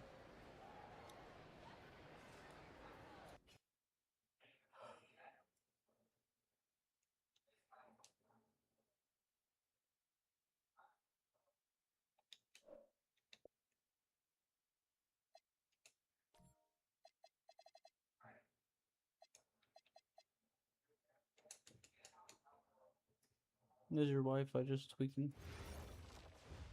I don't know what's going on. I can hear it in your mic.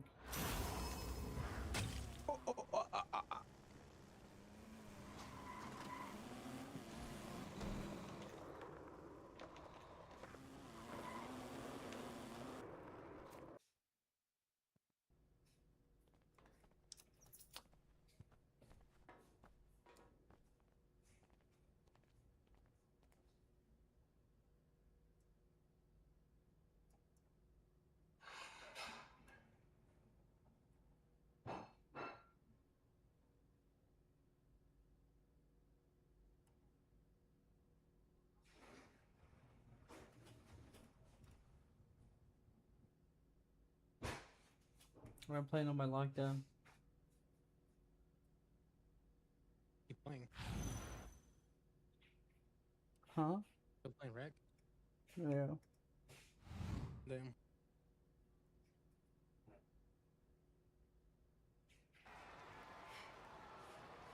Am I starting to lag again?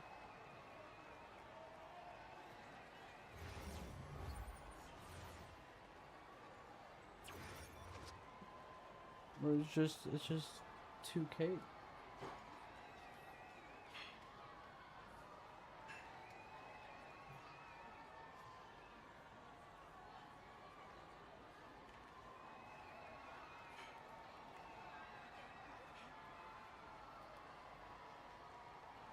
Bro, I'm lagging again.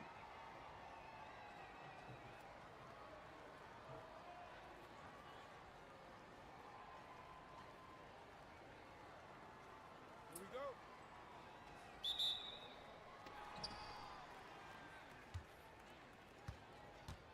Right here, right here. I can't even play the game, dude.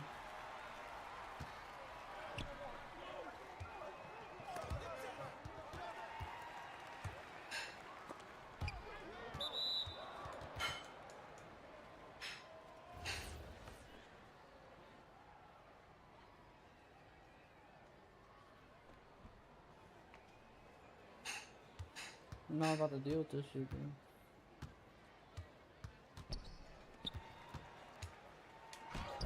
That was have to X.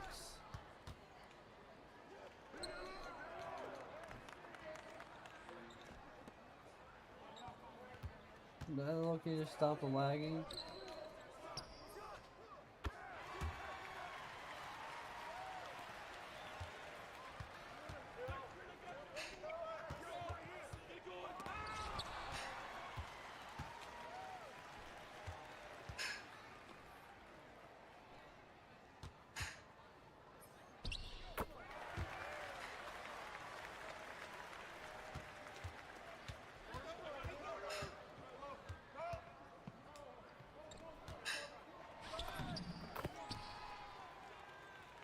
This shit gets worse, bro. I'm just trying to switch to something.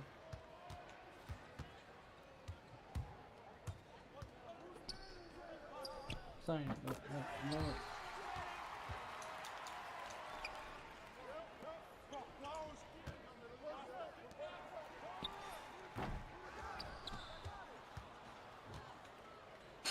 Go like one more time.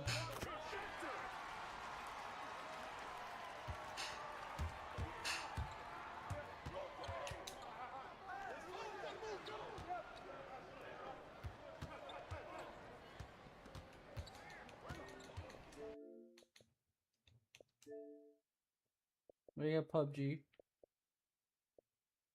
No. Fucking weirdo. Who plays PUBG still? Me and my boy John. John plays it still? Yeah. Yes, if y'all play it, I'll download it. Me and John played it the other day. He said he does crack.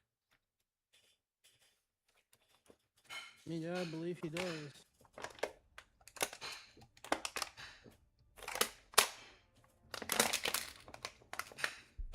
$46 gigabytes. That shit only if you don't lag. Like I can hear that shit in your mic every time you talk. No, I'm not lagging. Ew, bro.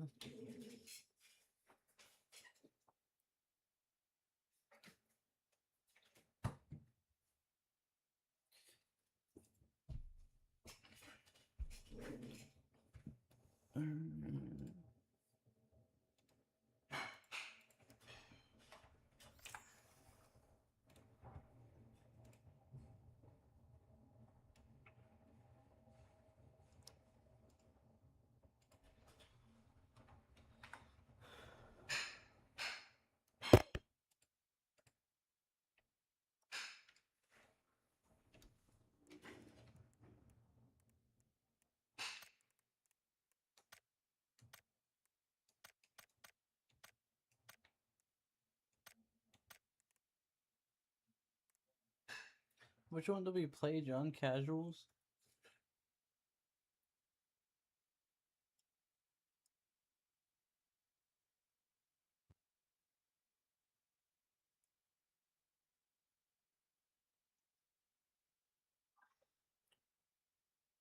Wait, which one? I don't want to play bots, John.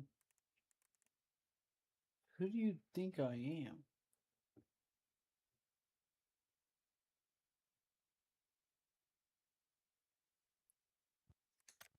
Do you think I'm Preston? No. No. What?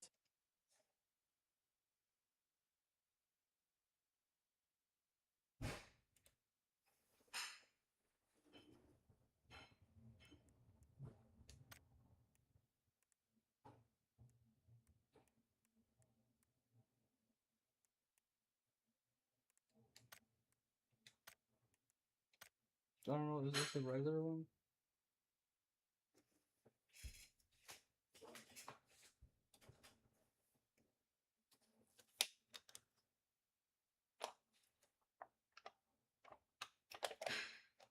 You hear that notification though, right, John?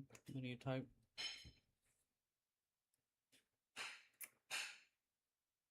Your letters are blue, and it's like sometimes it's kind of hard to see.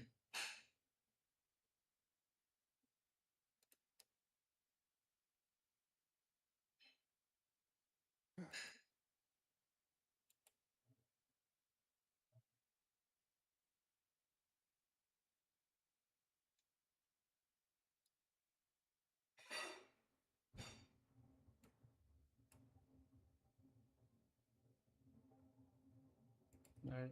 Say something, John, or type something, John.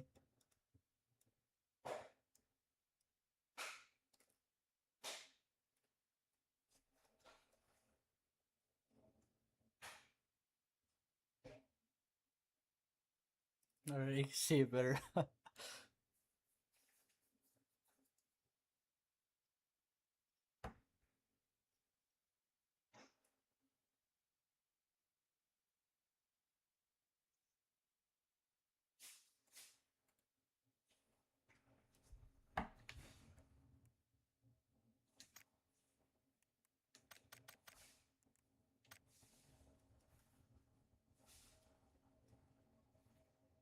Alright, bro.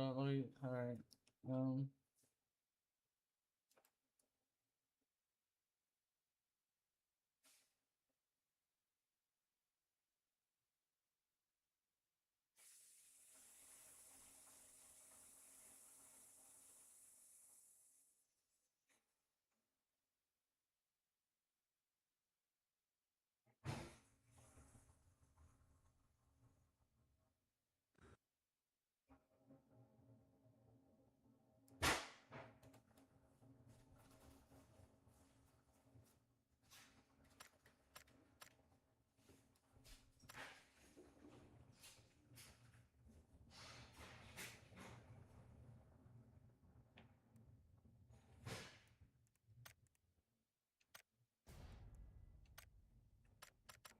Let's go, game.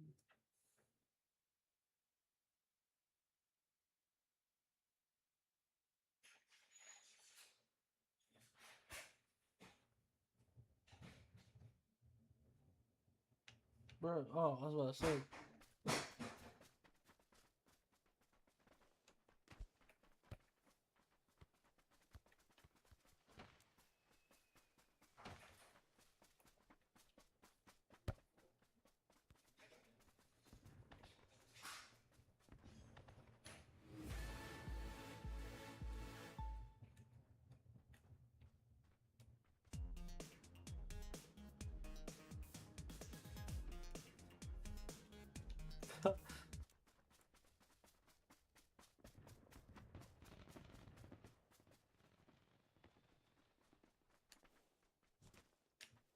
Your mic, come on.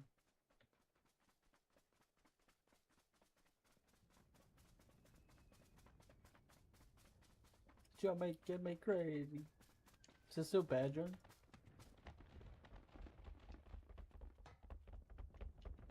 It looks smooth. I gotta figure out how to make it look smooth on there.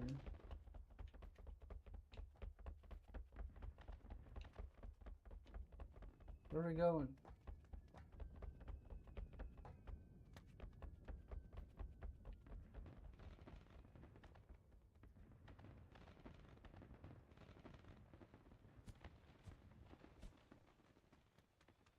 Oh.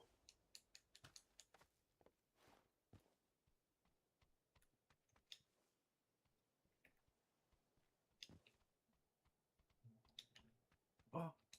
Did it. Got him.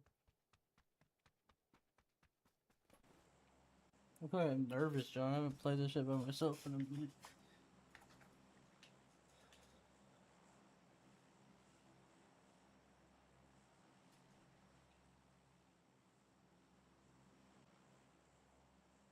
Where am I going, John? Where are we going?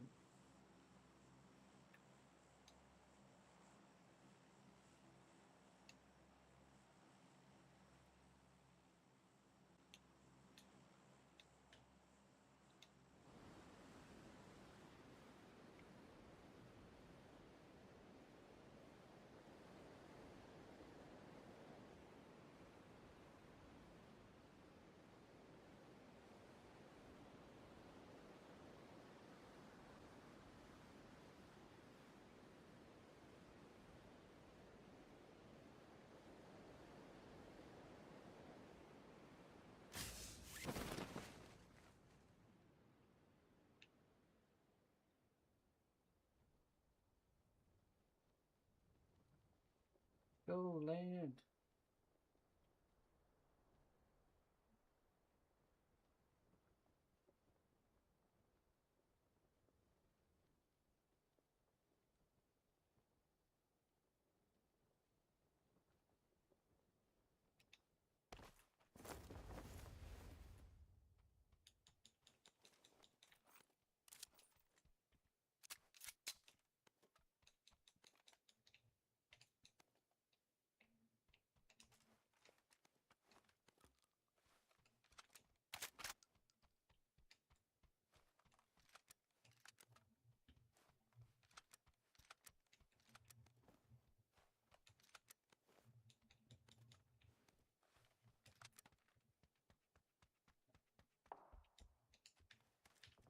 I did see someone here.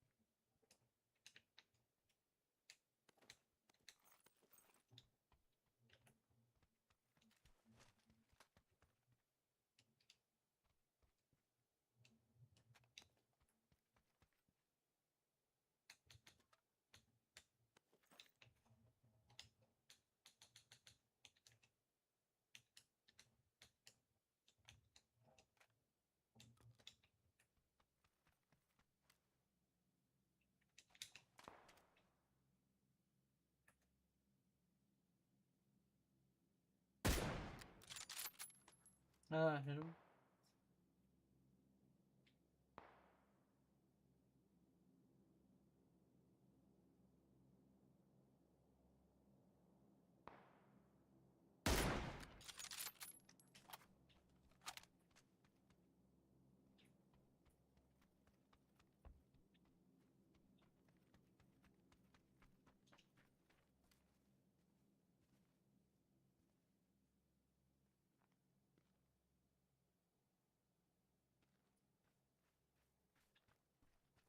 You think he see where I went?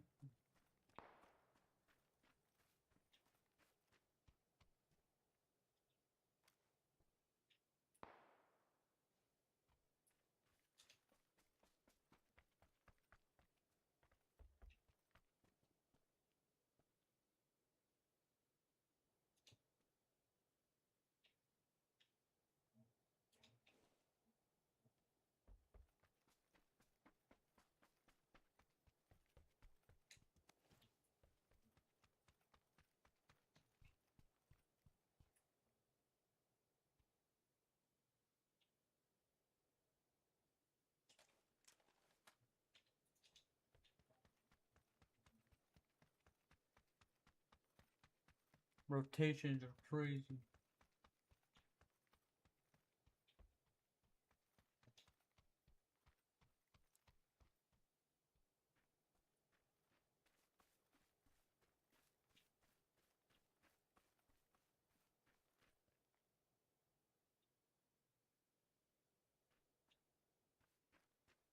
Is bro still over here?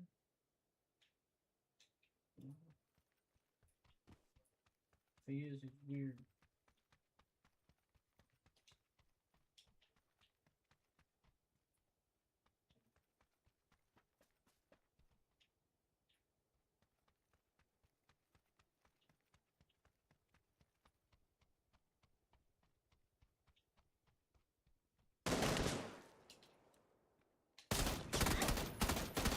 Bitch. Bro's camping. You piece of shit.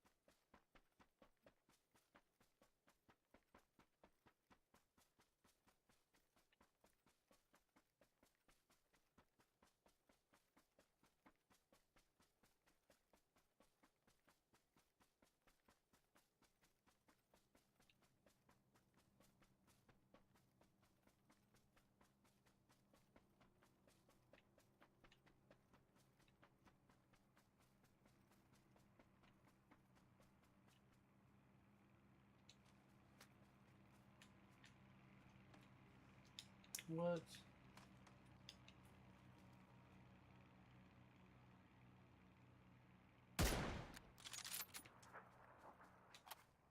Imagine. Blah.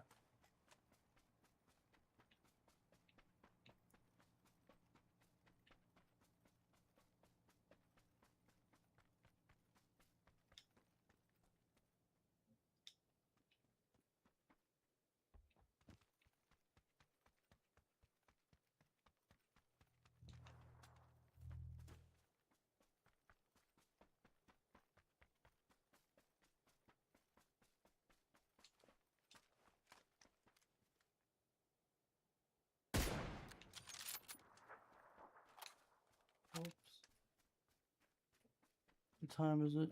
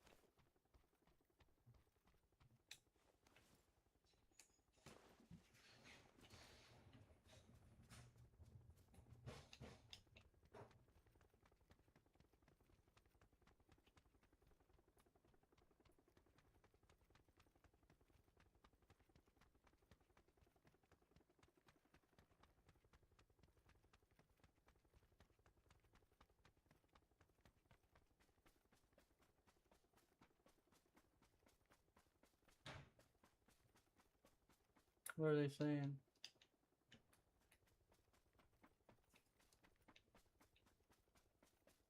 Storm's already moving, bro. I just started moving.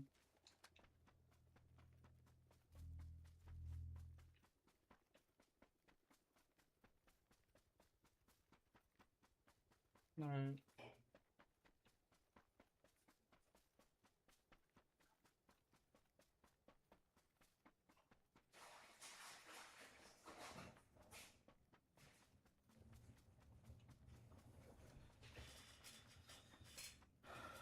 Car noise.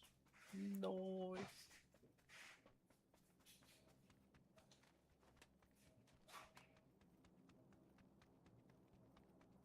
Why are you on the floor? Why?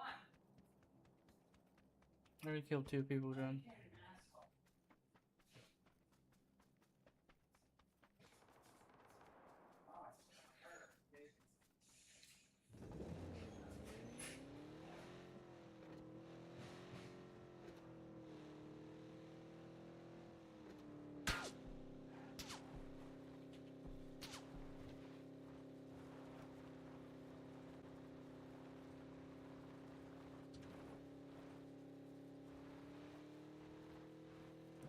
They got sniped at.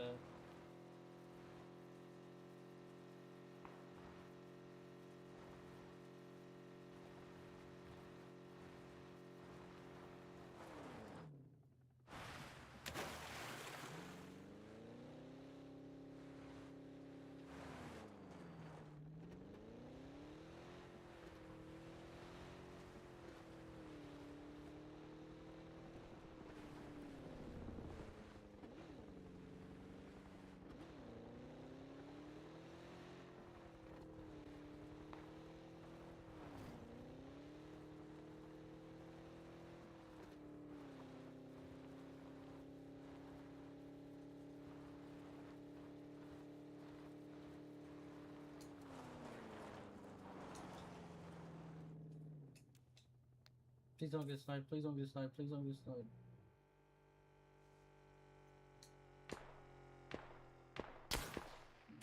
Right.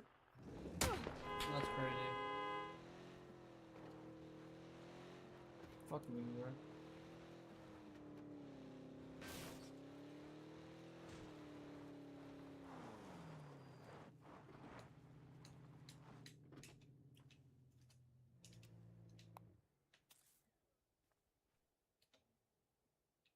I started honking and shit. I was trying to get out the beat, dude.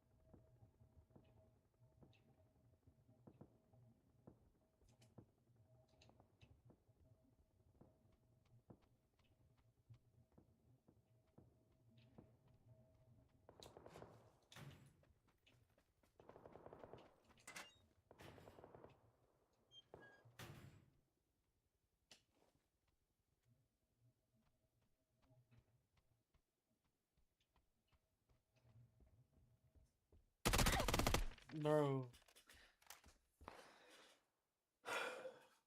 I don't even care about that, bro. That just scared the fuck out of me. I don't want to do that again, bro. The jump scare is not fun.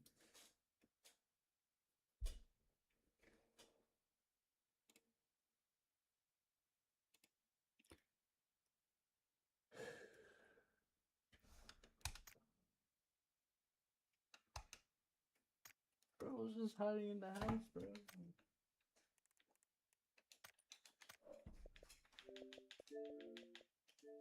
Okay, we're gonna play a game of this and probably call it there, maybe.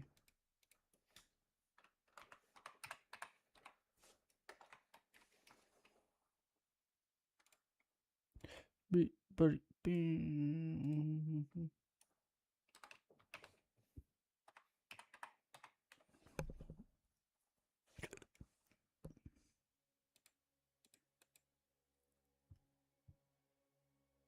excuse me.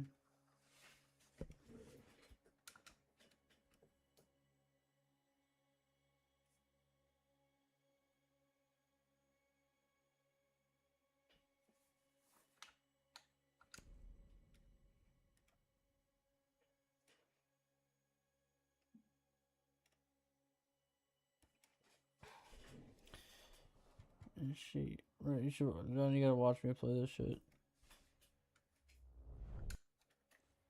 Quick play.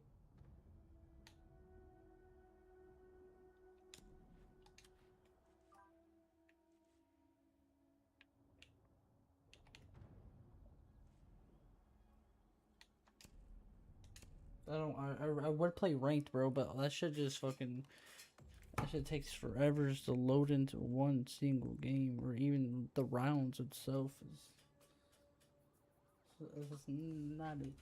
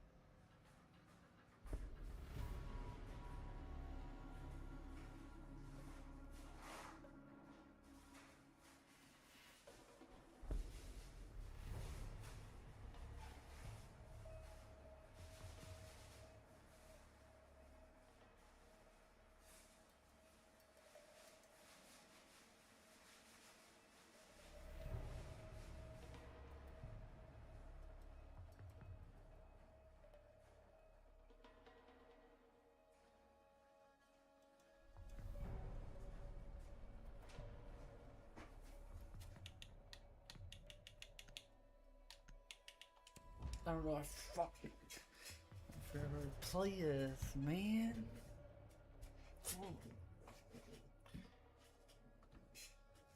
okay.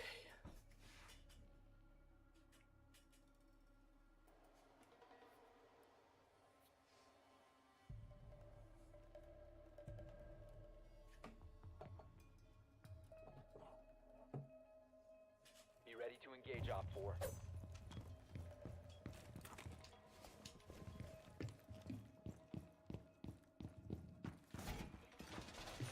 Honestly, bro, I don't even know.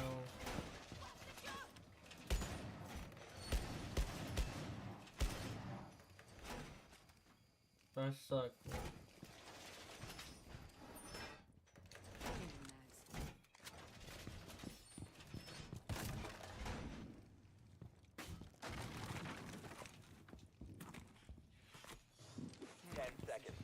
Sorry, bad stuff. 5 seconds. Fuck it. I'm not a professional at this game. Located a bomb. Get ready to engage. I don't even know how to play.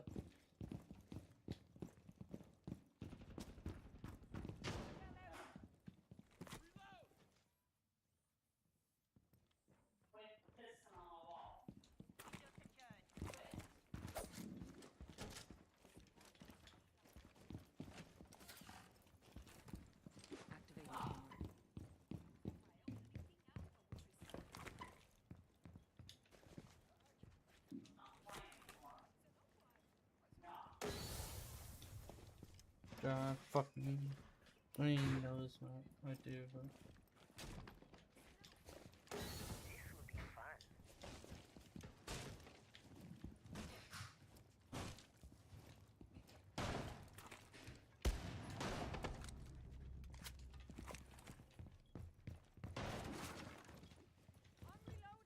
Oh.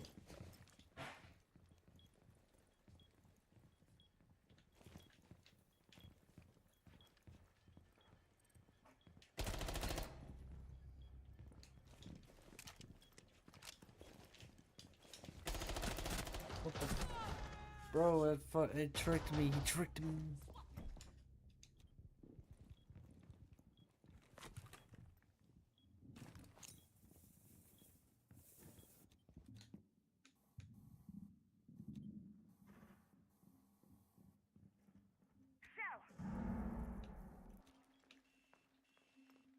That can be good sometimes. Op 4, last operator standing.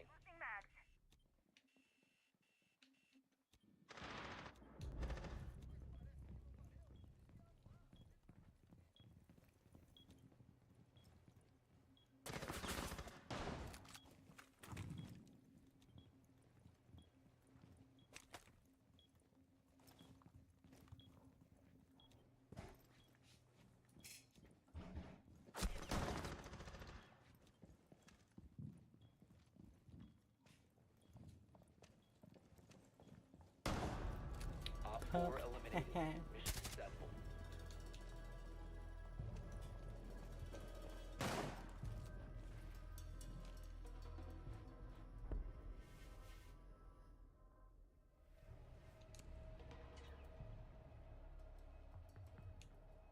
Who was I playing? Oh my jeez.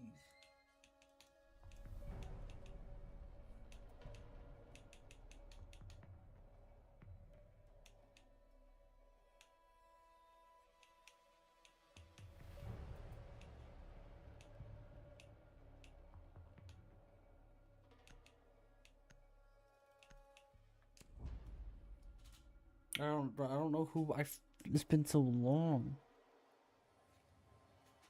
I don't even know where to put cameras at. I don't even.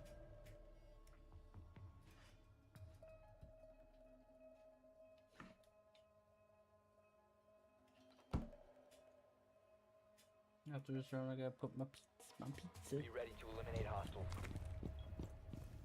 It's like I'm running around like I know what I'm doing, but I don't know what I'm doing. Where would they come in at?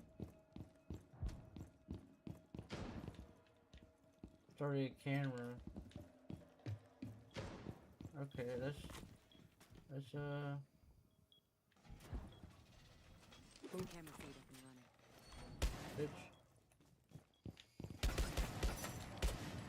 Finger, oh, bro.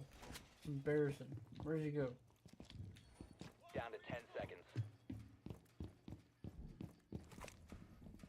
5 seconds to insertion. Camera right there. Bomb located by Op 4. I got a camera right there. Where's the other point? That's so hard.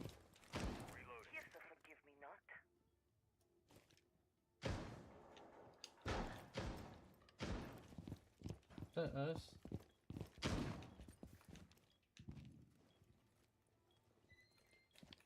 Oh, look at me.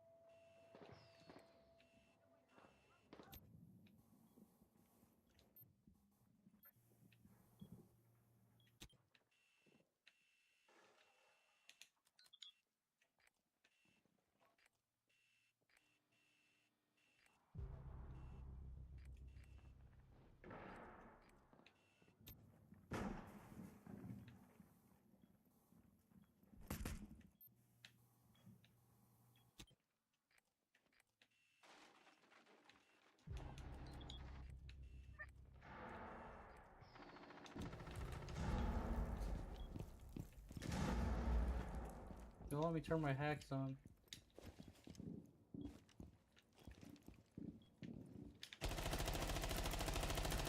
Bitch. Told you. Told you.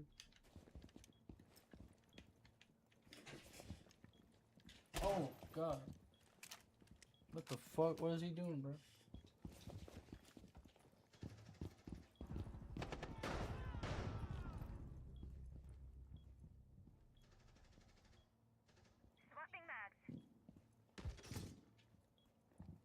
Where's bro shot from? Op 4 eliminated. Mission successful. Ah.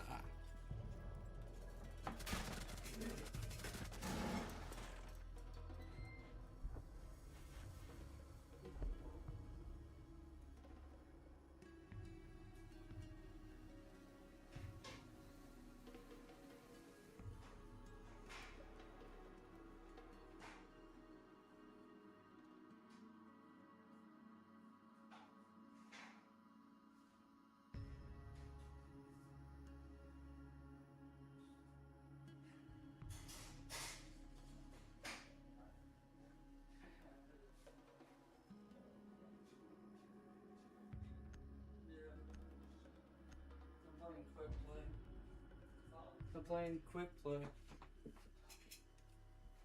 Hey Siri, set a timer for 18 minutes. 18 minutes starting now. What'd you say? Friendly drone deployed. Op 4 is reinforcing its location.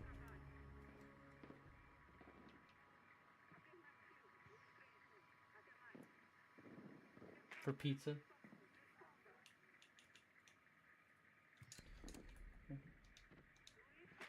Where's my camera, bro?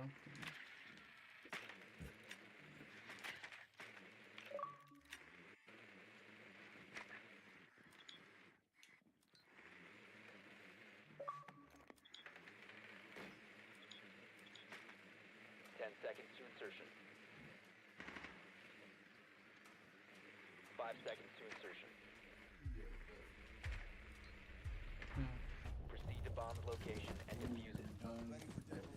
It's time to work. Really, bro? No, thank you. Reloaded! Professional.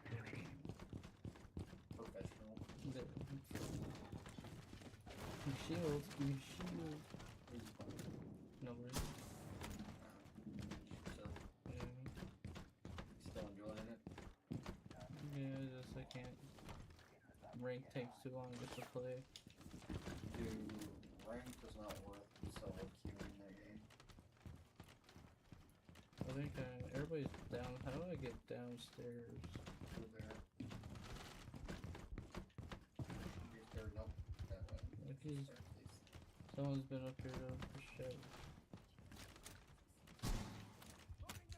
Whoa, bitch. Maybe you shouldn't fall down next time. Fell down.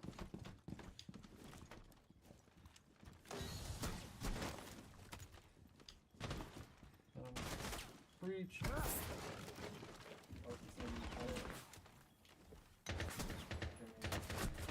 He had fucking teeth. That's ugly, bro. Ew, bro. I was really crouching in the corner and shit. Special charge. Declare. Look out. It's live. Run! Jackhammer?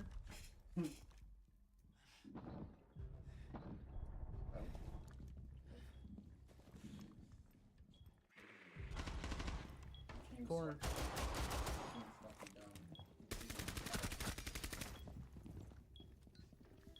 He's about to play it. Watch.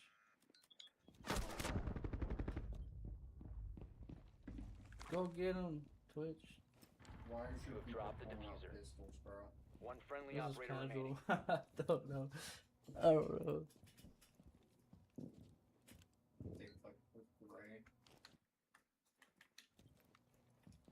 I'm Bro, gonna put the pistol too low, good. bro.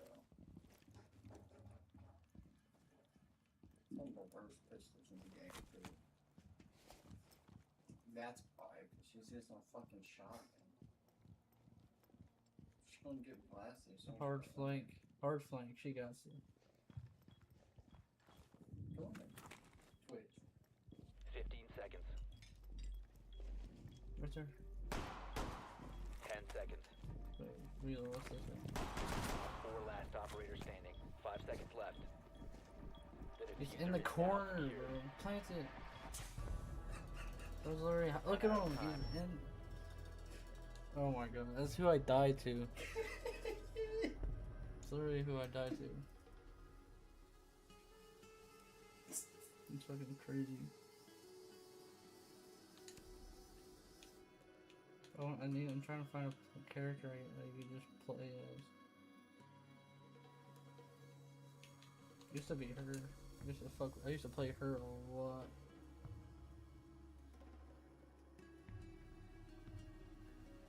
It says casual, so it's like.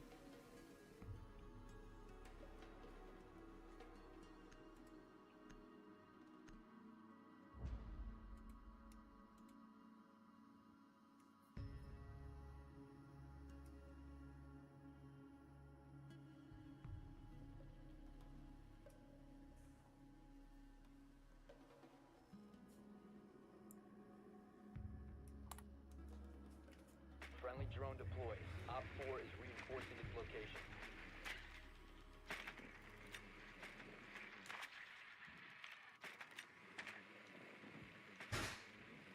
Don't know how I do it, man.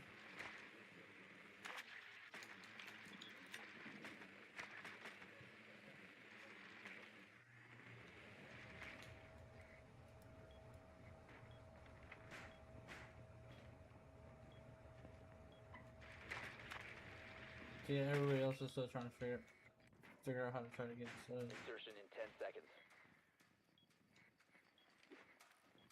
Insertion in 5 seconds. You've located a bomb. Make your way to its location and defuse it.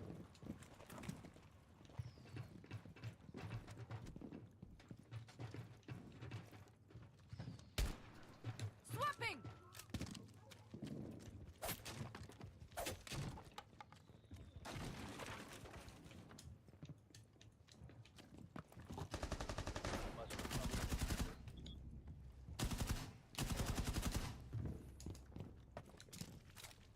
Did you see that, John? Bro's literally on his camera right there and shit.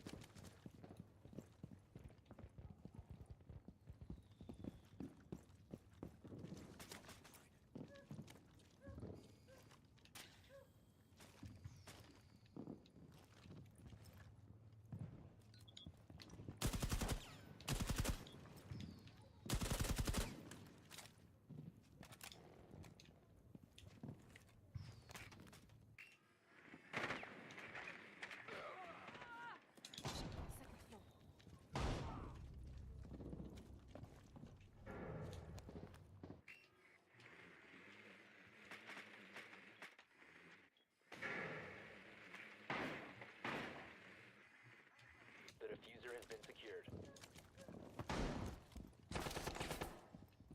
Cover me. My device is planted.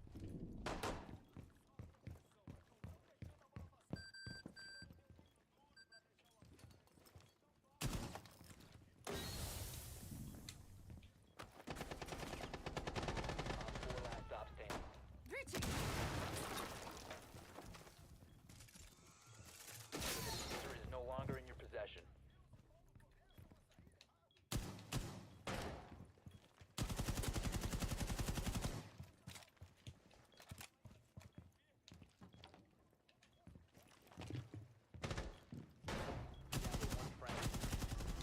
Bitch! Op 4 Ah! eliminated. Friendly mission successful.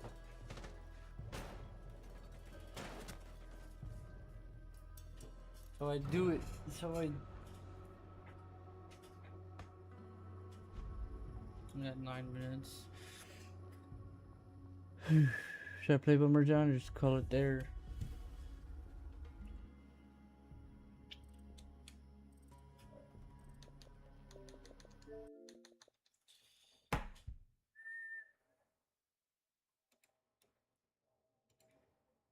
actually.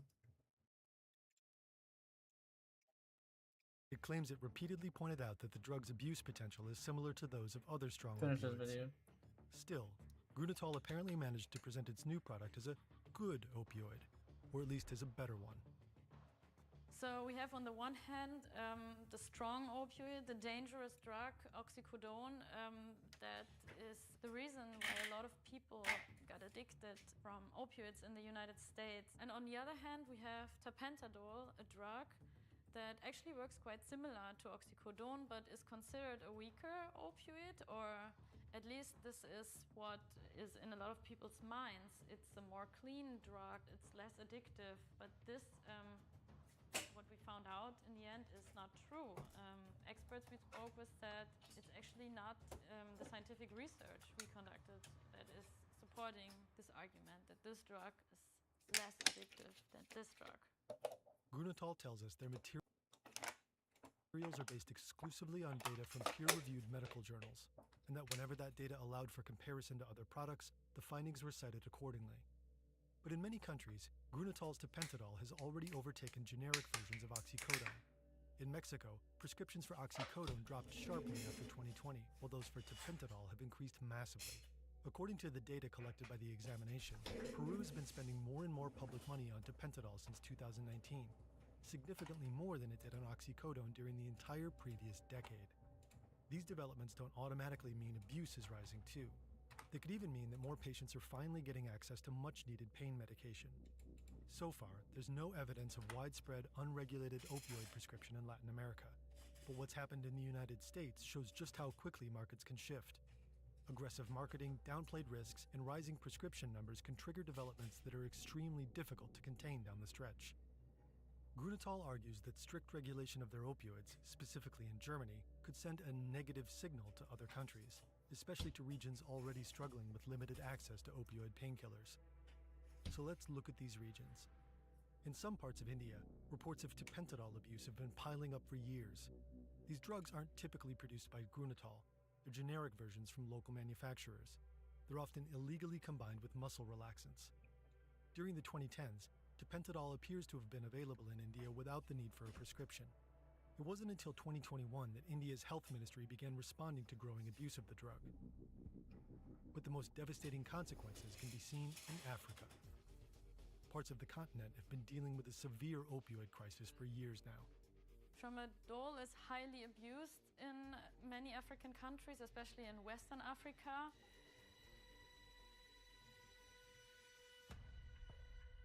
This plant is commonly known as the African peach. In Cameroon, it's used to treat ailments like pain, malaria, and fever. A team of Cameroonian and French researchers wants to find out what exactly gives this plant its supposedly analgesic properties. They end up finding an active ingredient in the root bark. When they analyze it, they can't believe their eyes. In medicine, this exact structure is known as tramadol. The compound they just found in the plant is chemically identical to the opioid Grunitol developed in a lab decades ago. Up until now, tramadol has been considered a fully synthetic, man-made drug. Can this really be true? To make sure, the researchers examined plants from 3 different places in Cameroon, collected during different seasons. They find tramadol in every single sample. By now, they've ruled out accidental contamination. They're sure the substance must be of natural origin. Their discovery makes headlines around the world. Now they want to understand how exactly the plant is able to biologically synthesize tramadol, but they'll never get the chance. A year later, this study is published. 4 other researchers debunked the allegedly groundbreaking find. The tramadol found in the African peach clearly doesn't have a natural origin. It's man-made. The team also finds the synthetic opioid in other plants, in soil samples, and inside well water. Some of the water samples reveal alarmingly high concentrations. Tramadol has made its way into the groundwater. Cameroon isn't the only African country affected. Many people in Togo, Nigeria, Ghana, and Egypt have also become dependent on tramadol. According to the United Nations, non-medical use of tramadol has been a growing problem on the continent since at least 2013. Some African countries are facing full-blown opioid crises. Zico works as a moto taxi driver in Lomé, the capital of Togo. Quand il y a embouteillage, c'est nous. On faufile dans les voitures et vite, on va te déposer. Je travaille 12 heures de temps. Ce que je commence à 6 heures du matin, ça fatigue trop. He describes his experience in this fantastic documentary. He came to the city to make money. He and his colleagues live on the street, and they're addicted to tramadol. Le tous on prend ça. Si tu as pris ta dose, ça va te faire du bien, tu vas bien travailler. Mais si tu as abusé, c'est le truc même qui va te contrôler. Et ça va te créer des problèmes. Zico uses tramadol to get through his 12-hour shifts and the rest of the day. He takes about 2 pills a day. But the tramadol he consumes doesn't come from Grunenthal. The company tells us it doesn't Pills are distribute bad, tramadol bro. in West Africa. Instead, the market is flooded with cheap generic versions illegally trafficked from China and India. And counterfeits, which often contain higher or lower doses than their packages suggest. Some contain no tramadol at all. Zico doesn't need an expensive printer to get his pills. Tramadol is everywhere. Users can buy it in pharmacies, at roadside stalls, or on the black market. As the original developer of tramadol, Grunenthal may be morally responsible for what's happening in these African countries, but only indirectly. At the same time, the company has obviously been lobbying against stricter regulation, especially in Germany. Remember its claim that the regulation would send a fatal signal to the rest of the world. That doesn't sound coherent to us. But this is the argument that also the company was spreading. So in my opinion, and what experts told us, this has no direct connection. You care about the people in Germany, and you have to take care that people don't get addicted. In African countries, there's other regulations, and there's other possibility to have a safe environment. But this is what they say and what they put in the mind of people. Maybe Grunenthal was worried that regulating the product more strictly in its original market could send an entirely different signal, namely that the drug is more harmful than the company's been marketing it as for decades. I think with having this in mind, it's hard to take all of the responsibility away from the company because, it happened that people thought this is less addictive, but in the end it's the same opioid as other opioids, and all opioids have the potential to get people dependent. Grunenthal doesn't deny that opioid painkillers like tramadol can be misused and cause addiction. Here's what it does say. It doesn't market tramadol as a drug with low risk of abuse or dependence. Its position on the product's abuse potential was based on scientific data that was always shared with regulators. Tramadol should only ever be used under strict medical supervision and following careful risk-benefit assessments. Regulating its legal medical use ultimately fell within the purview of national governments. The company supports stricter measures if the situation within a certain country requires them. But in several West African countries, tramadol was only regulated more strictly after the drug had already been wreaking havoc for years. Pharma is a trillion-dollar industry. The global pharmaceutical market has been growing for the last 2 decades and is now worth almost $1.7 trillion. That's partly because societies around the world are getting older. To sell their products, some companies still rely on proven methods. But highly addictive drugs like opioids should deliver on their promises from the very beginning. From addiction and social decay to lethal overdoses, many substances that can save lives also have the potential to destroy them. Pharmaceutical companies are at least partly responsible for how openly, honestly, and adequately societies handle the risks tied to their drugs. But where does their responsibility end? With patients who believe they won't become addicted to a certain opioid? With countries where the active ingredient they developed is spiraling out of control? Or with young people who experiment with drugs and suddenly find themselves heavily addicted because they can easily get the pills and underestimate the risks? Grunenthal tells us it's committed to the responsible use of opioid painkillers. Their targeted effects remain essential for patients suffering from severe pain, like cancer patients and people recovering from major surgery or serious injury. The company says that opioids are the last option available to many people's doctors. At the same time, it says it no longer plans to research and develop new opioid drugs. In 2024, sales of Palexia and Tramol accounted for a low double-digit percentage of Grunenthal's total revenue. And the company expects that share to continue shrinking in the years ahead. Strong medications have always been abused, from morphine and heroin all the way to fentanyl. That's precisely why governments and regulatory agencies carry so much responsibility. They need to recognize dangerous developments early on, respond quickly, and regulate accordingly. Decisions about medications must remain independent. They should always serve the interests of patients, not the interests of pharmaceutical corporations.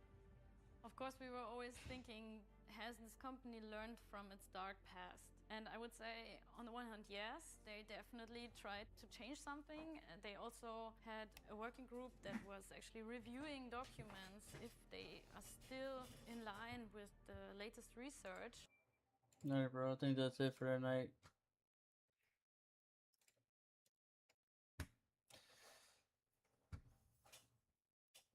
Getting tired. Love for watching, appreciate you.